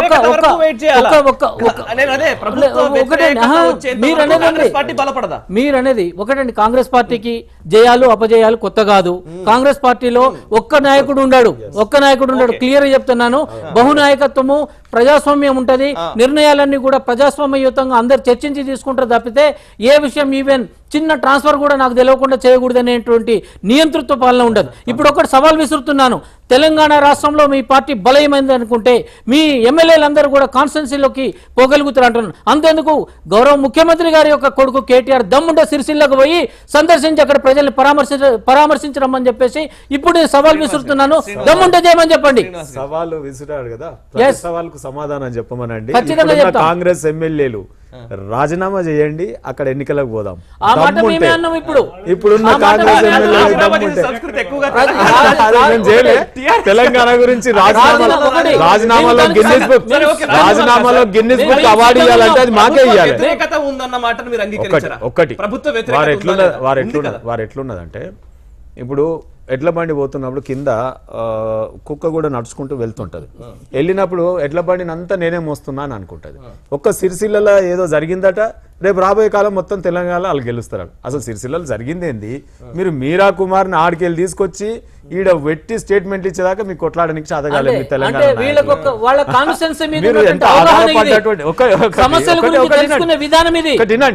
మీరా కుమార్ గారు ఉన్నతమైన వ్యక్తి అండి. మీరా కుమార్ గారు ఎంత ఉన్నతమైన వ్యక్తిత్వము. బీజేపీ ఏదో కేసీఆర్ గారు మోడీ ఆ రోజు ఆ సందర్భం బట్టి చర్చించుకొని ఒక దళితుని మనం రాష్ట్రపతి చేస్తే బాగుంటుంది అండి, వాళ్ళిద్దరు చర్చించుకొని ఒక నిర్ణయానికి వచ్చిన తర్వాత అప్పటిదాకా ఎవరిని పెట్టాలనో తెలియనటువంటి వారు కోవింద్ గారు దళితుడు కాబట్టి అప్పటికప్పుడు దళిత కార్డు తీసి మీరా కుమార్ గారిని తీసుకొచ్చి 7 దాకా తీసుకొచ్చారు. 7 దాకా తీసుకొచ్చారు ఓడిపోయేటప్పుడు. అది కూడా గెలిచేటప్పుడు వేరు. ఒక్క నిమిషం, 7 దాకా తీసుకొచ్చారు. ఢిల్లీ రాష్ట్రపతి పదవిలో వారి నినాదము దళితురాలు కాబట్టి ఓటేయండి అని అడగడం ఒకటి, ఆమెను ఒక కులానికి సెట్ చేయడం ఒకటి. ఒక స్పీకర్ గా సాక్షాత్ ఎంత సక్సెస్ఫుల్ స్పీకరు, మన పెద్ద స్టాల్వార్ట్ కూతురు, ఆమెను తీసుకొచ్చి ఇప్పుడు సిరిసిల్లలో ఒక దళితులు చనిపోయే ఒక ఇన్సిడెంట్ కు తీసుకొచ్చి దళిత నాయకురాలు కాబట్టి దళితులు గురించుకోవడానికి ఒక కుల సంఘానికి కేరళలో బహిరంగంగా చెప్తున్నారు కదా, మరి ఎందుకు పోలేదు రాహుల్ గాంధీ గారు? కాంగ్రెస్ పార్టీ దిగజారుడు రాజకీయాలతో ఈ దేశంలో కేరళలో అన్ని హత్యలు జరుగుతున్నాయి, ఎందుకు పోలేదు? బెంగాల్లో అన్ని హత్యలు జరుగుతున్నాయి, ఎందుకు పోలేదు? బెంగాల్కి ఎందుకు పోలేదు కాంగ్రెస్ వాళ్ళు? కేరళకి ఎందుకు పోలేదు? ఇప్పుడు బెంగాల్లో ఎందుకు పోలేదు, కేరళలో ఎందుకు పోలేదు? మంచి పాయింట్. వెస్ట్ బెంగాల్లో చాలా సీరియస్ వాతావరణం ఉంది. అక్కడ కూడా ఇళ్లు తగలబెట్టారు. ముదిగొండకి ఎందుకు రాలే? అక్కడికి ఎందుకు వెళ్ళలేదు? రోహిత్ వేముల విషయంలో రాహుల్ గాంధీ గారు హుటాహుటిన వచ్చారు. అంతకు ముందు తెలంగాణ ఉద్యమ సమయంలో ఎందుకు రాలేదు? నిన్న చనిపోయిన దళిత బిడ్డ రాజేష్ కేరళలో కిరాతకంగా హత్య చేసేందుకు పోలే? చెప్తాను. ఇప్పుడు ప్రతి ఇన్సిడెంట్ కి కూడా అందరూ నాయకులు రావాలన్నది కాదు. రాహుల్ గాంధీ మన రోహిత్ వేముల ఇష్యూలో వచ్చిండు, 2 సార్లు వచ్చిండు, అక్కడ పరిస్థితిని సమీక్షించి అక్కడ ఏది పరామర్శించేసి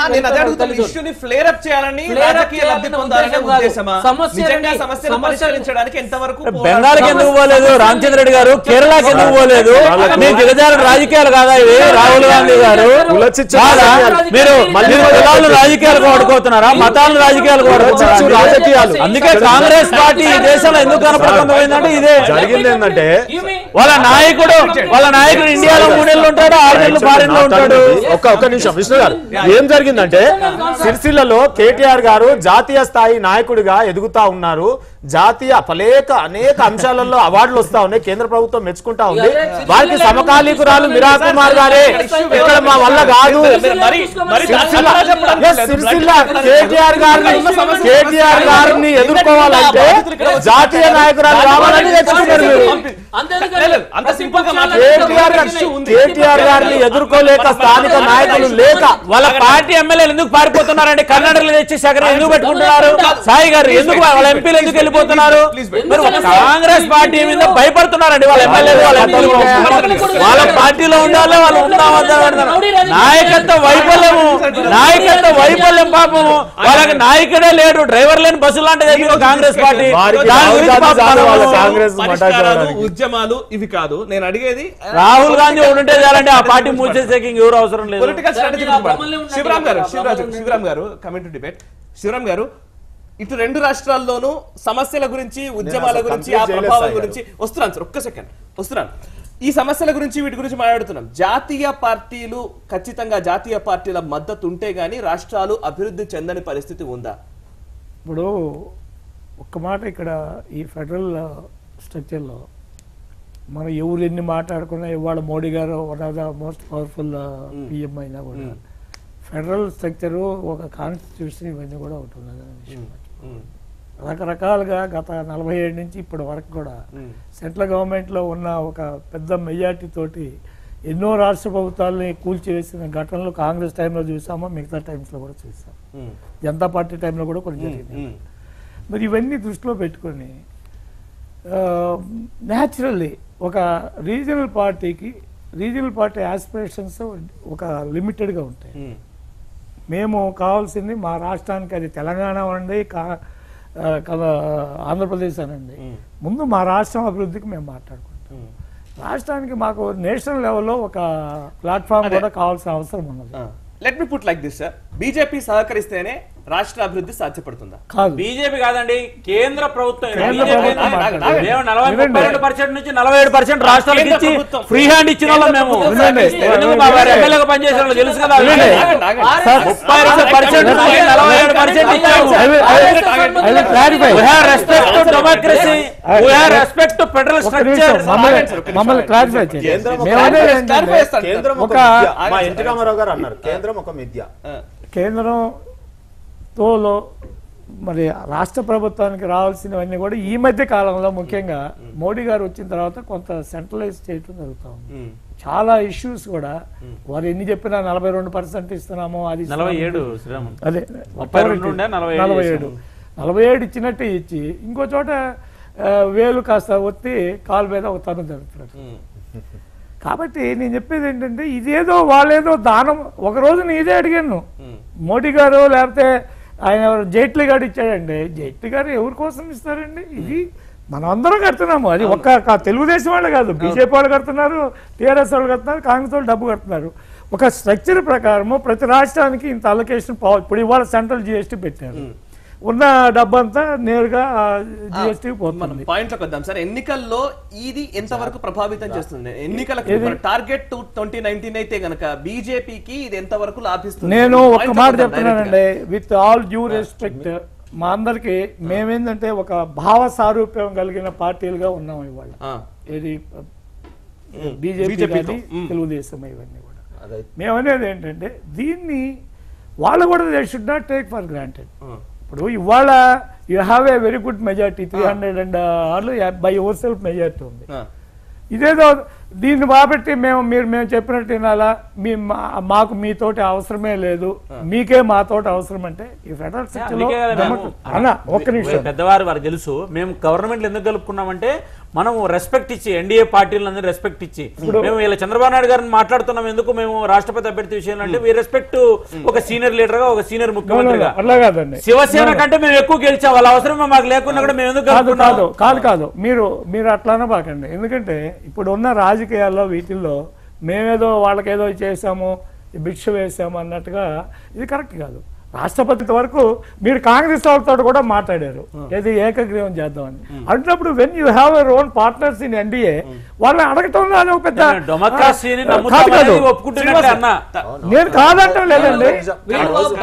మీరు కాంగ్రెస్ వాళ్ళని అడిగినప్పుడు ఒక నిమిషం కాంగ్రెస్ వాళ్ళనే పోయి మీరు మాకు సపోర్ట్ చేస్తే మేము పెట్టిన క్యాండిడేట్ ఏకగ్రీవం చేద్దామని అడిగినప్పుడు తెలుగుదేశం చేయటం, తెలుగుదేశం ఒక అలయన్స్ పార్ట్నర్, మీరు చంద్రబాబు గారికి చెప్పామంటే అది మీ మర్యాద, నువ్వు చెప్పకపోతే చేసేది.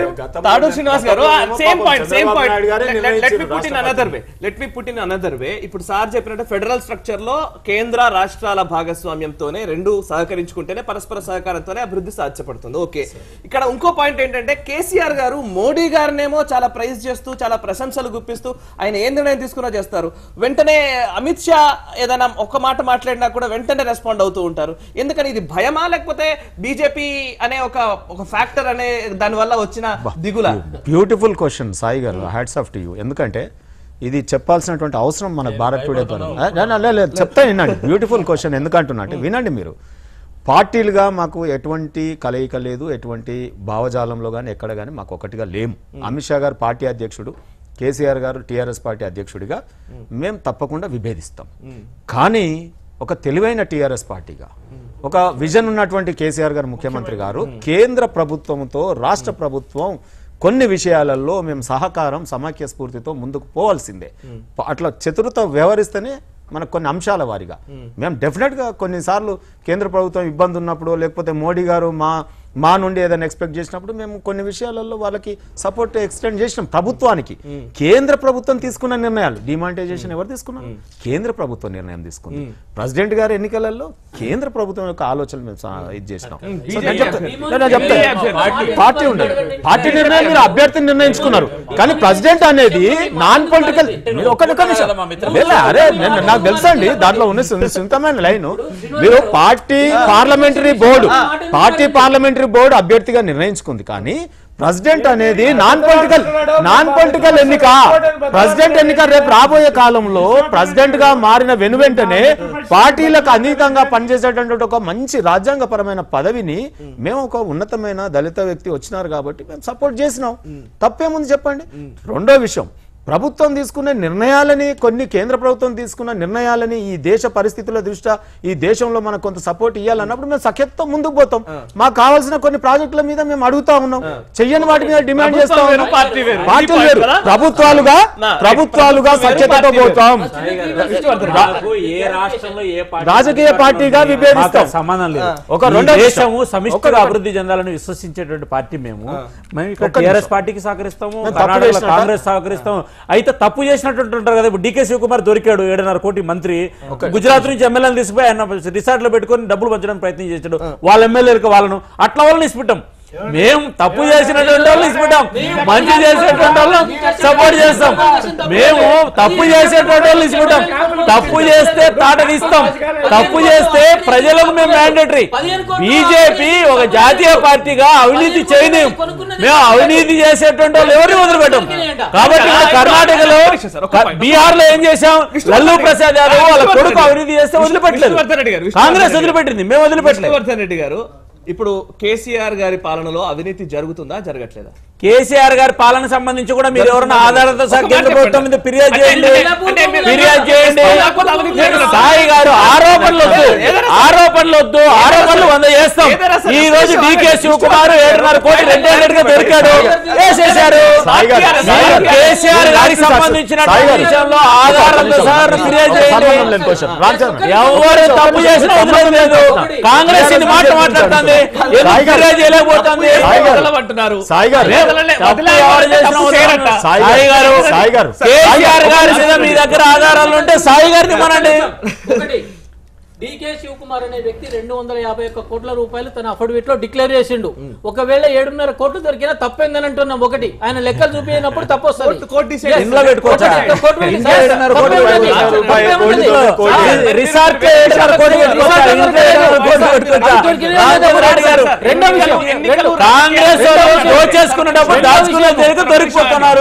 నేను మొదటి నుంచి చెప్తున్నాను, ఎన్నికల గురించి లేదా రాజకీయాల గురించి మాట్లాడదాం.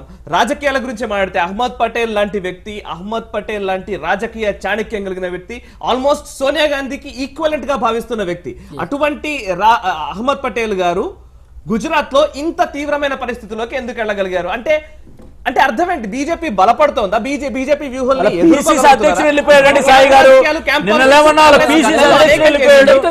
చేయలేకపోతుంది.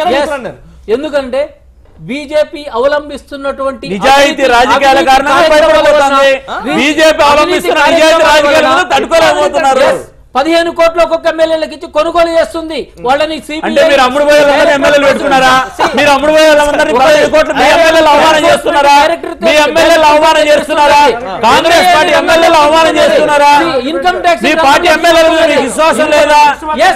కాంగ్రెస్ పార్టీ ఎమ్మెల్యేలు 15 కోట్లు కమ్ముతున్నారా? కాంగ్రెస్ పార్టీ ఎమ్మెల్యేలు 15 కోట్లు కమ్ముడుపోతున్నారని కాంగ్రెస్ పార్టీ చెప్తున్నారా?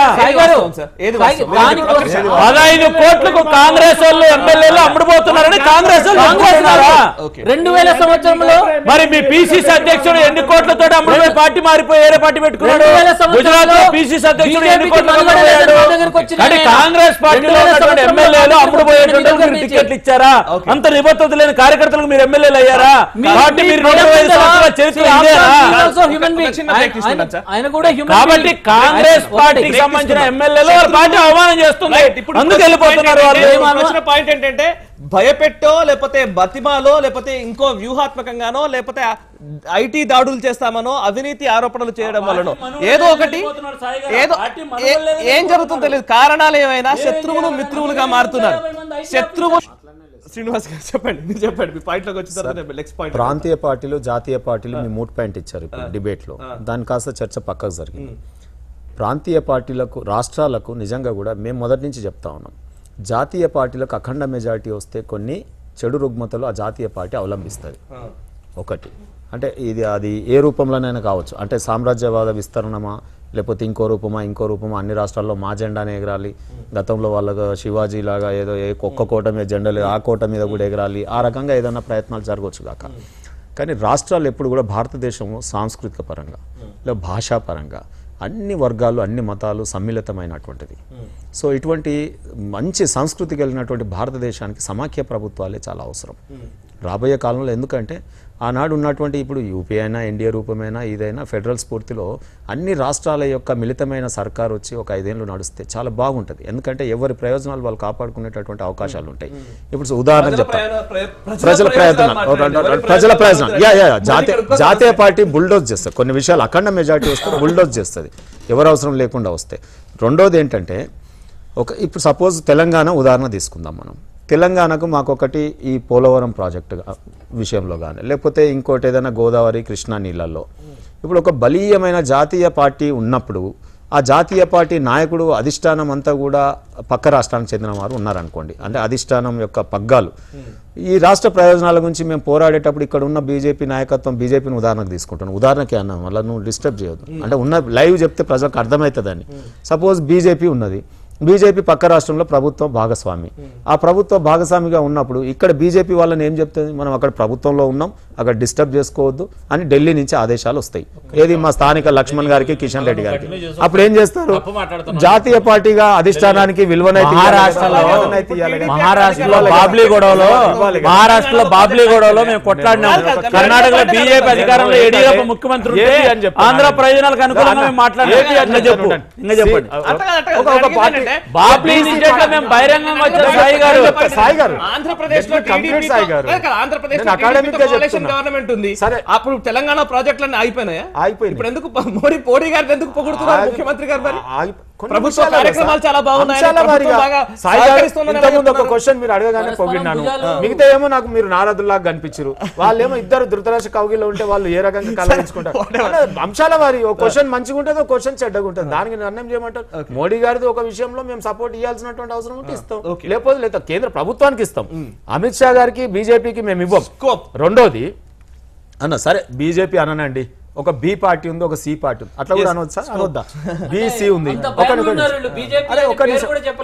బి ఉంది సి ఉంది అంటున్నా, బి ఉంది సి ఉంది, పార్టీలు రెండు ఉన్నాయి. మళ్ళీ సి ఫర్ కాంగ్రెస్ అనుకున్నారు, బి ఫర్ బీజేపీ అనుకున్నారు.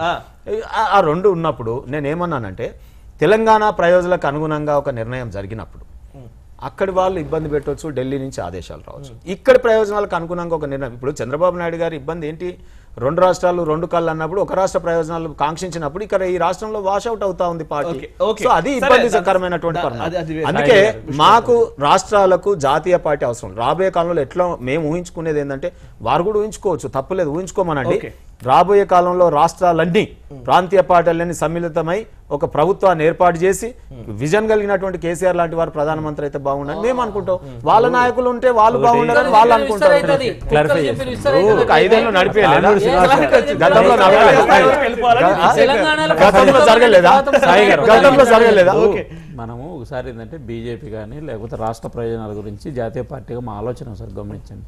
కర్ణాటకలో యడియూరప్ప ముఖ్యమంత్రి గారు ఉన్నారు. కమాండ్ రాష్ట్రంలో మేము బాబ్లీకి మేము ఆ కర్ణాటక ప్రాంతం ఎగువ ప్రాంతంలో అక్రమ ప్రాజెక్టులు నిర్మాణం చేస్తే బీజేపీ బహిరంగం కొట్లాడింది యడియూరప్పతోటి. మా రాష్ట్ర ప్రజలు మాకు ముఖ్యమని. ఈరోజు ఉమ్మడి రాష్ట్రంలో మహారాష్ట్రతో గొడవ వచ్చినప్పుడు బాబ్లీకి సంబంధించిన విషయం అక్కడ మహారాష్ట్ర బీజేపీ ఆ రాష్ట్ర ప్రయోజనాల గురించి మాట్లాడితే మేము ఇక్కడ మాట్లాడింది. అంటే ఒక జాతీయ పార్టీగా మాకేంటంటే మీరు ఆడాలి జాతీయ పార్టీ. నేను ఒక లెటర్ మీకు ఒక జాతీయ పార్టీగా మాకేందంటే ఇప్పుడు ఏదో ఒక పదం వాడాడు సీనన్న, ఏదో మాకు 2 కళ్ళు 3 కళ్ళు అని. మాకు ఈ దేశంలో 17 రాష్ట్రాలు 18 రాష్ట్రాలు ఉన్న మాకు ఎన్ని కళ్ళు ఉండాలి? దేశం అంతా మా కళ్ళే. జాతీయ పార్టీలు ఉండాలంటే మీరు ఉండండి. జాతీయ పార్టీలు ఎందుకు ఉండాలంటే, ఎందుకు దక్షిణ రాష్ట్రాలు బలపడాలంటే రావణాసుడికి 10 తలకాయలాగా మీ పార్టీ ఉండి 20 కళ్ళు ఉంటాయి. శంకర్ సింగ్ వాఘేలా, బీహార్ లో నితీష్ కుమార్, ఇక్కడ తమిళనాడులో అన్నా డిఎంకే, ఇప్పుడు వైసీపీ, ఇక్కడ తెలంగాణలో ముఖ్యమంత్రి కేసీఆర్ కూడా దాదాపుగా కొంత అన్నట్టుగానే శత్రువులు మారుతున్నారా, మారడానికి అవకాశాలు కల్పిస్తున్నారా, మారేలా మీరు ప్రవర్తిస్తున్నారా, మారకపోతే ఇబ్బందులు ఉంటాయని హెచ్చరిస్తున్నారా, ఎట్లా మారుతున్నారు అన్నది ఒక పాయింట్. ఒకటే విషయం చెప్తాను మీకు. ఇక్కడ ఈరోజు ఈ దేశంలో 3 ఏళ్ళు మేము బీజేపీ అధికారంలోకి వచ్చిన తర్వాత ఈ దేశంలో మేమేదో బలవంతంగా ఆ పార్టీలో ఉన్నటువంటి ఎమ్మెల్యేలు ఎంపీలు చేర్చుకోవాల్సినటువంటి అవసరం ఆగితే మాకు బీజేపీకి లేదు. ఎందుకు లేదంటున్నానంటే మాకు ఫుల్ బ్లెడ్జ్డ్ మెజారిటీ ఉంది ఈ దేశంలో. అయినా మేము ఎన్డీఏ పక్షాలు ఎవరైతే మేము ఎన్నికలు పోయినాం అందరం కలిసి ముందుకు పోతున్నాం. 2, ఈరోజు కాంగ్రెస్ పార్టీ నాయకత్వం యొక్క వైఫల్యం కారణంగా ఈరోజు శంకర్ సింగ్ వాఘేలా గారు ఆ పీసీసీ అధ్యక్షుడు గుజరాత్లో 6 నెలలు ఎన్నికలు వస్తుంటే ఆయన వెళ్ళిపోయాడు బయటికి. ఒకటి. రెండోది, ఆ రాష్ట్రంలో ఎన్నికలు జరుగుతుంటే నిన్నటిదాకా ఈ 10 ఏళ్ళు ప్రభుత్వం నడిపినటువంటి ఒక ముఖ్యమైనటువంటి వ్యక్తి రాజ్యసభ పంపించుకునే కష్టాలు పడి బస్సుల్లోనో విమానాల్లో పెట్టి ప్రత్యేక విమానాల్లో రిసార్ట్లు పెట్టుకుంటున్నారు. మూడో అంశం ఏంటంటే ఈ దేశంలో జాతీయ పార్టీలు ఎందుకు ఉండాలంటే, ఇప్పుడు శ్రీనివాస్ గారు ఒక విషయం చెప్పారు. ఏంటంటే ప్రాంతీయ పార్టీలకు ప్రాంతీయ ప్రయోజనాలు మాత్రమే ఆలోచిస్తారు, జాతీయ ప్రయోజనాలు ఎప్పుడు ఆలోచించారు. ఎందుకంటే వాళ్ళ పరిధిని ఆ రాష్ట్రాలకి కన్ఫర్మ్ అవుతారు. కన్ఫర్మ్ అయ్యేటప్పుడు ఏం చేస్తారంటే వీళ్ళు దీర్ఘకాలికంగా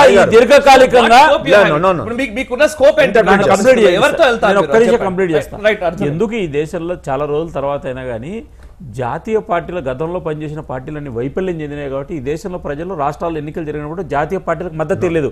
ఈ రోజు నరేంద్ర మోడీ లాంటి ఒక బలమైనటువంటి ఒక రాజకీయ శక్తి, నిజాయితీపరమైన ఒక పాలనాధ్యక్షుడు వచ్చిన తర్వాత ఈ దేశంలో ఎందుకు ఈ ప్రాంతీయ పార్టీలు తాత్కాలిక ప్రయోజనాలతో పనిచేసే పార్టీలు ఎందుకు, కుటుంబాలతో నడిచేటువంటి పార్టీలు ఎందుకు? నేను ఒక్కటే అడుగుతున్నా, టీఆర్ఎస్ పార్టీ శ్రీనివాస్ గారు ఒక బడుగు బలహీన వర్గాలకు సంబంధించిన నేత, ఈయన రాష్ట్ర అధ్యక్షుడు శివరాం గారు ఆయన పార్టీ అధ్యక్షుడు కాగలుగుతాడా? అదే జాతీయ పార్టీలో పేద కుటుంబంలో పుట్టిన నరేంద్ర మోడీ ప్రధానమంత్రి కాగలుగుతాడు, వెంకయ్యనాయుడు గారు ఉపరాష్ట్రపతి కాగలుగుతారు, కోవింద్ గారు రాష్ట్రపతి కాగలుగుతారు. ఒక్క బలహీన వర్గాలకు సంబంధించిన వ్యక్తులు ఈ ప్రాంతీయ పార్టీల్లో నాయకత్వాన్ని తీసుకోగలిగినటువంటి పరిస్థితులు వస్తాయి. 30 ఏళ్ళు వచ్చాయా? అయితే హరీష్ రావు గారు కావచ్చు, లేకపోతే కేటీఆర్ గారు కావచ్చు, కానీ తాండూరు శ్రీనివాస్ గారు టీఆర్ఎస్ పార్టీ అధ్యక్షులు కాగలుగుతాడా? ఛాన్సే లేదు. కాబట్టి జాతీయ పార్టీలే ఈ దేశానికి రక్ష. ఏఐసిసి అధ్యక్షులు ఎంతమంది ఉన్నారు? సీతారాం కేసరి గారు అయ్యారు, పివి నరసింహరావు గారు అయ్యారు, నీలం సంజయ్ రెడ్డి అయ్యారు. కాంగ్రెస్ పార్టీ చాలా మంది అయ్యారు. కాంగ్రెస్ పార్టీలో కూడా గాంధీ కుటుంబానికి సంబంధం లేకుండా చాలా మంది అయ్యారు. అయితే టీఆర్ఎస్ పార్టీలో మనం ఊహించగలుగుతామా? తెలుగుదేశం పార్టీలో ఊహించగలుగుతామా? వైఎస్ఆర్ కాంగ్రెస్ పార్టీలో ఊహించగలుగుతామా? నేను ఏమంటున్నా అంటే జాతీయ పార్టీలు ఎందుకు నాశనం అంటే మనం ఎప్పుడు కూడా ఎన్నికలు ఏ రకంగా జరగాలని కోరుకోవాలంటే సాయి గారు మనం గతంలో దీని మీద చర్చించినాం. ఎందుకు జరగాలి ఎన్నికలు అంటే ప్రశ్నకు తప్ప అన్ని సమాధానం చెప్తున్నారు. తాండూరు శ్రీనివాస్ గారు లాంటి ఒక బలమైనటువంటి ఒక బడుగు బలహీన వర్గాల నాయకుడు టీఆర్ఎస్ పార్టీ అధ్యక్షుడు కాగలుగుతాడా? టైం వస్తే అవుతాం కానీ ఎన్నికలు టైం వస్తుంది. ఒక్క నిమిషం అండి, మా ఒక్క నిమిషం. ఈ రోజు జాతీయ పార్టీలు ఎందుకు అని అంటే మనకు ఒక దేశంలో అభివృద్ధి మీద ఎన్నికలు జరగాలని కోరుకుంటాం. అంటే మనకి ఏం ఒరిగింది ఈ ప్రభుత్వ పాలనలో అనే ఏ ఎన్నికైనా అది రాష్ట్రాల్లో కానీ ఎక్కడ కానీ. కానీ జాతీయ పార్టీలు ఏదో ఉన్నప్పుడు ఏమవుతుందంటే ఇప్పుడు రామ్ మందిర్ ఒక ఇష్యూ ఉంది భారతదేశంలో, అది ఒకటే ఇష్యూ. కానీ అన్ని రాష్ట్రాలకు అది విస్తరించి ఏమవుతుంది, ఆ ఇష్యూ మీదనే ఓటింగ్ పడ్డట్టయితే ఒక్క ఇష్యూ మీద మిగతా అభివృద్ధి పనులు ఏ రాష్ట్రాలకు ఏమొచ్చినాయి అనేది ఉండదు. సో దేశవ్యాప్తంగా ఒక్క సమస్య మీద ఓటింగ్ ఒకసారి ఏమవుతుంది, ఒక మోడస్ ఆపరండి ఒక్కోసారి కార్గిల్ లాంటి యుద్ధం లేకపోతే పాకిస్తాన్ తో మనకు యుద్ధం పెట్టుకోవడం, లేకపోతే ఒక మత ఘర్షణ జరిగితే దాని మీద మొత్తం దేశం అంతా ఎన్నికలు రుద్దే ప్రయత్నం జరుగుతుంది. ఇటువంటి జరగకుండా ఉండాలంటే జాతీయ పార్టీలు అవసరం లేదు మనకి. శివరామ్ గారు కంక్లూజన్ లోకి రండి. కంక్లూషన్ అండి, యాక్చువల్లీ మనం చాలా పక్కకి వెళ్ళిపోయాం. ఇష్యూ వస్తుంది ఏంటంటే మీరు జాతీయ పార్టీ మీరు వ్యతిరేకించొద్దు. జాతీయ పార్టీ జాతీయ పార్టీ ప్రాంతీయ పార్టీ తర్వాత ఏమండి అంటే మీరు ఇంతకుముందు మీరు ఒక మాట కేసీఆర్ మీద ఉండే గౌరవం కొద్ది నేనేం మాట్లాడటం లేదు. దయించి అది మీరు ఆలోచించండి. దయించి ఎగతాళి చేయొద్దు, ఎగతాళి చేయొద్దు. మీరు అదే మాట్లాడుతున్నారు, మళ్ళా మాట్లాడుతున్నారు. దయించి మేము కనుక నో తెలిస్తే మీరు ఎక్కడ ఉంటారో. ఇదేమి ఎవరు నాయన సొమ్ము కాదు, హైదరాబాద్ అమరావతిలో ఉంటారు. హైదరాబాద్ మన ఎవరు నాయన సొమ్ము కాదు, ఇది మన అందరి సొమ్ము. ఏం మాట్లాడతారండి? అది కరెక్ట్ అది మాట్లాడద్దండి. చెప్పండి శ్రీనివాస్ గారు, దయించి నేను చాలా మర్యాదగా మాట్లాడతాను. శ్రీనివాస్ గారితో కాదు, నాతో మాట్లాడండి. శివరామ్ గారు పాయింట్ లోకి రండి. 2019 ఎలక్షన్స్ అయితే కనుక ఇప్పుడున్న కంక్లూజన్ చేయండి ఒకసారి. టీడీపీ బీజేపీతో ఉంటుందా ఉండదా? బీజేపీ ఎటువంటి వ్యూహం తీసుకున్నా టీడీపీ ఎదుర్కోగలుగుతుందా? ఒక్కటే వాస్తవం అండి, టీడీపీ ఎవరి మీద ఆధారపడి రాజకీయాలు. TDP is TDP. We have మాకున్న స్ట్రక్చర్ ఇంకా ఏ పార్టీకి ఉందని మేము అనుకోం, మాకు తెలియదు. మాకు తెలిసినంత వరకు మాకు కింద గ్రామ వార్డు స్థాయి నుంచి బూత్ స్థాయి నుంచి మాకున్న structure, we have our own structure. మాకుండే బలం మాకున్నది. మేము ప్రస్తుతం 2014లో బీజేపీ తోటి కలిసి ఎలక్షన్ పోయాము. ఆనాడు జనసేన నుంచి ఆయన కూడా మాకు బీజేపీకి మాకు సపోర్ట్ చేయడం జరిగింది. ఆంధ్రప్రదేశ్ జరిగినప్పుడు కలిసిపోయాము.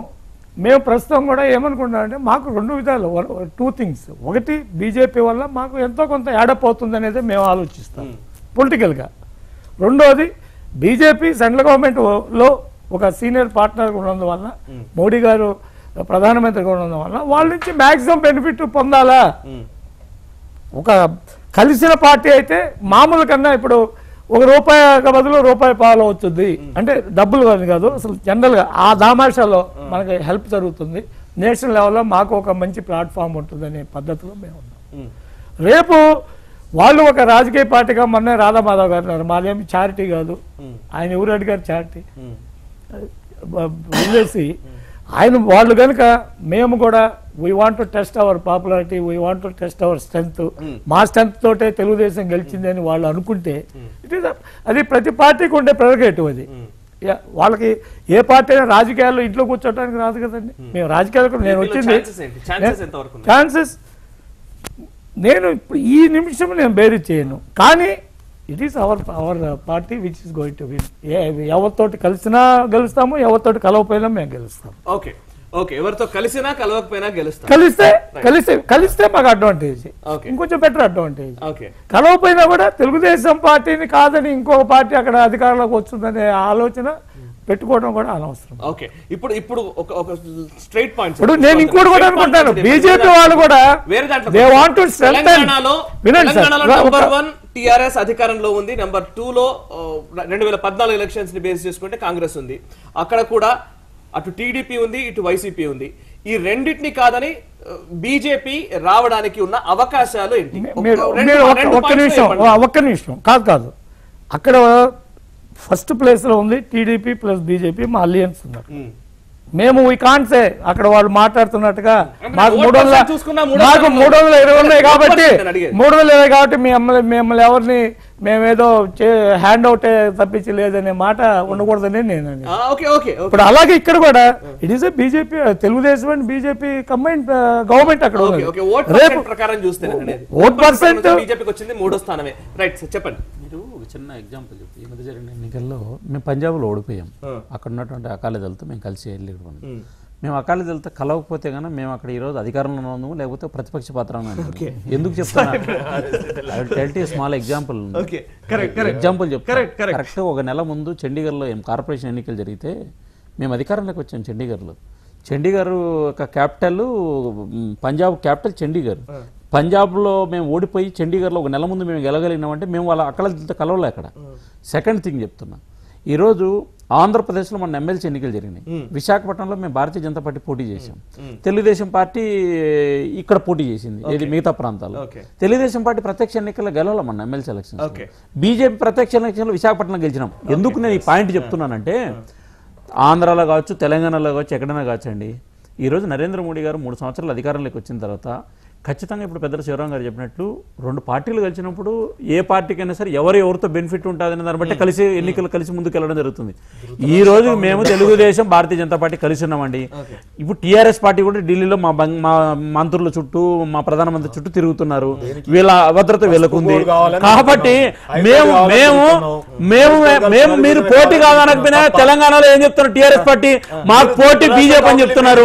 దీన్ని బట్టి అర్థం ఏం జరుగుతుందంటే, ఈ దేశంలో ప్రజలు జాతీయ పార్టీలు కావాలనుకుంటున్నారు. తెలుగు రాష్ట్రాల్లో కూడా బీజేపీ 2019 ఎన్నికల్లో ఒక బలమైన రాజకీయ శక్తిగా మారబోతుంది. మేము నిర్ణయించిన వ్యక్తి ముఖ్యమంత్రి కాబోతున్నారు. సాయి గారు క్లారిటీస్తున్నా, బీజేపీ నిర్ణయించిన వ్యక్తి ముఖ్యమంత్రి కాబోతున్నారు. బీజేపీ నిర్ణయించిన ముఖ్యమంత్రి తెలుగు రాష్ట్రంలో ఉండబోతున్నాడు. తెలంగాణలో మేము ఎవరు చెప్తే వాళ్ళే ముఖ్యమంత్రి అవుతారు, ఆంధ్రాలో మేము ఎవరు చెప్తే వాళ్ళు ముఖ్యమంత్రి ఉంటారు. అంతే తప్ప బీజేపీ పట్ల తెలుగు రాష్ట్ర ప్రజలు మా వైపు చూస్తున్నారు. తెలుగు రాష్ట్ర ప్రజలు మా వైపు చూస్తున్నారు. తెలంగాణ, ఆంధ్రప్రదేశ్ లో ప్రజలు నరేంద్ర మోడీ వైపు చూస్తున్నారు, నీతివంతమైన పాలన వైపు చూస్తున్నారు. అందుకే భారతీయ జనతా పార్టీ 2 రాష్ట్రాల్లో, బీజేపీ 2 రాష్ట్రాల్లో బలమైన రాజకీయ శక్తిగా మారబోతుంది. 2019లో బీజేపీ ఒక బలమైన రాజకీయ శక్తిగా మారబోతుంది. మనం వేడి చేయాలి. 2014 చూడండి, మేము ఎవరు నిర్ణయిస్తే వాళ్ళే ముఖ్యమంత్రి అవుతారు. సాయి గారు ఇంకోసారి కూడా చెప్తున్నా, బీజేపీ ఎవరు నిర్ణయిస్తే తెలుగు రాష్ట్రాలు 2లో వాళ్ళే ముఖ్యమంత్రి ఉండబోతున్నారన్న విషయాన్ని గుర్తు చేస్తున్నారు.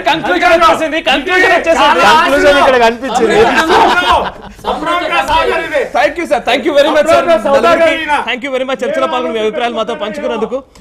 ఇప్పుడే ఒక చిన్న క్లారిటీ అయితే వచ్చినట్టు కనపడుతోంది. 2019లో బీజేపీ నిర్ణయించిన వ్యక్తే ఇక్కడ ముఖ్యమంత్రులు ఉంటారు తెలుగు రాష్ట్రాల్లో అనేది వారు చెప్తున్నారు. నిర్ణయించిన వ్యక్తి అనేది వారు చెప్తున్నారు. ఆశలా అడియాసలు అవుతాయా అదంతా డిసైడ్ చేస్తారు. రాబోయే రోజుల్లో ప్రజలు చూస్తారు. జాతీయ నాయకత్వం వైపు ఎక్కువగా ప్రజలు మొగ్గు చూపుతున్నారన్నది బీజేపీ ధీమాగా కనబడుతోంది. అయితే ఈ అంశాన్ని అటు టీఆర్ఎస్ కానివ్వండి, ఇటు టీడీపీ కానివ్వండి, కాంగ్రెస్ నాయకులు కానివ్వండి ఖండిస్తూ ఉన్నారు. అయితే రాబోయే రోజుల్లో ఆ వ్యూహాల్ని ఎదుర్కొనగలిగే సత్తా వీరందరికీ ఉందా అనేది కూడా ఒక సమస్యగా కనబడుతోంది.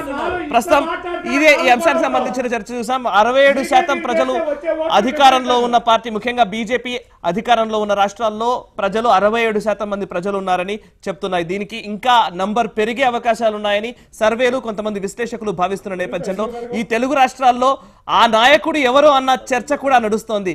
నిజంగా బీజేపీని నడిపించే సత్తా ఉన్న నాయకులు బీజేపీలో ఉన్నారన్న చర్చ కూడా ఉంది. అటువంటి నాయకత్వం వస్తుందా రాదా వేచి చూడాలి. చూస్తూనే ఉండండి భారత్ టుడే, దేశం కోసం ధర్మం కోసం.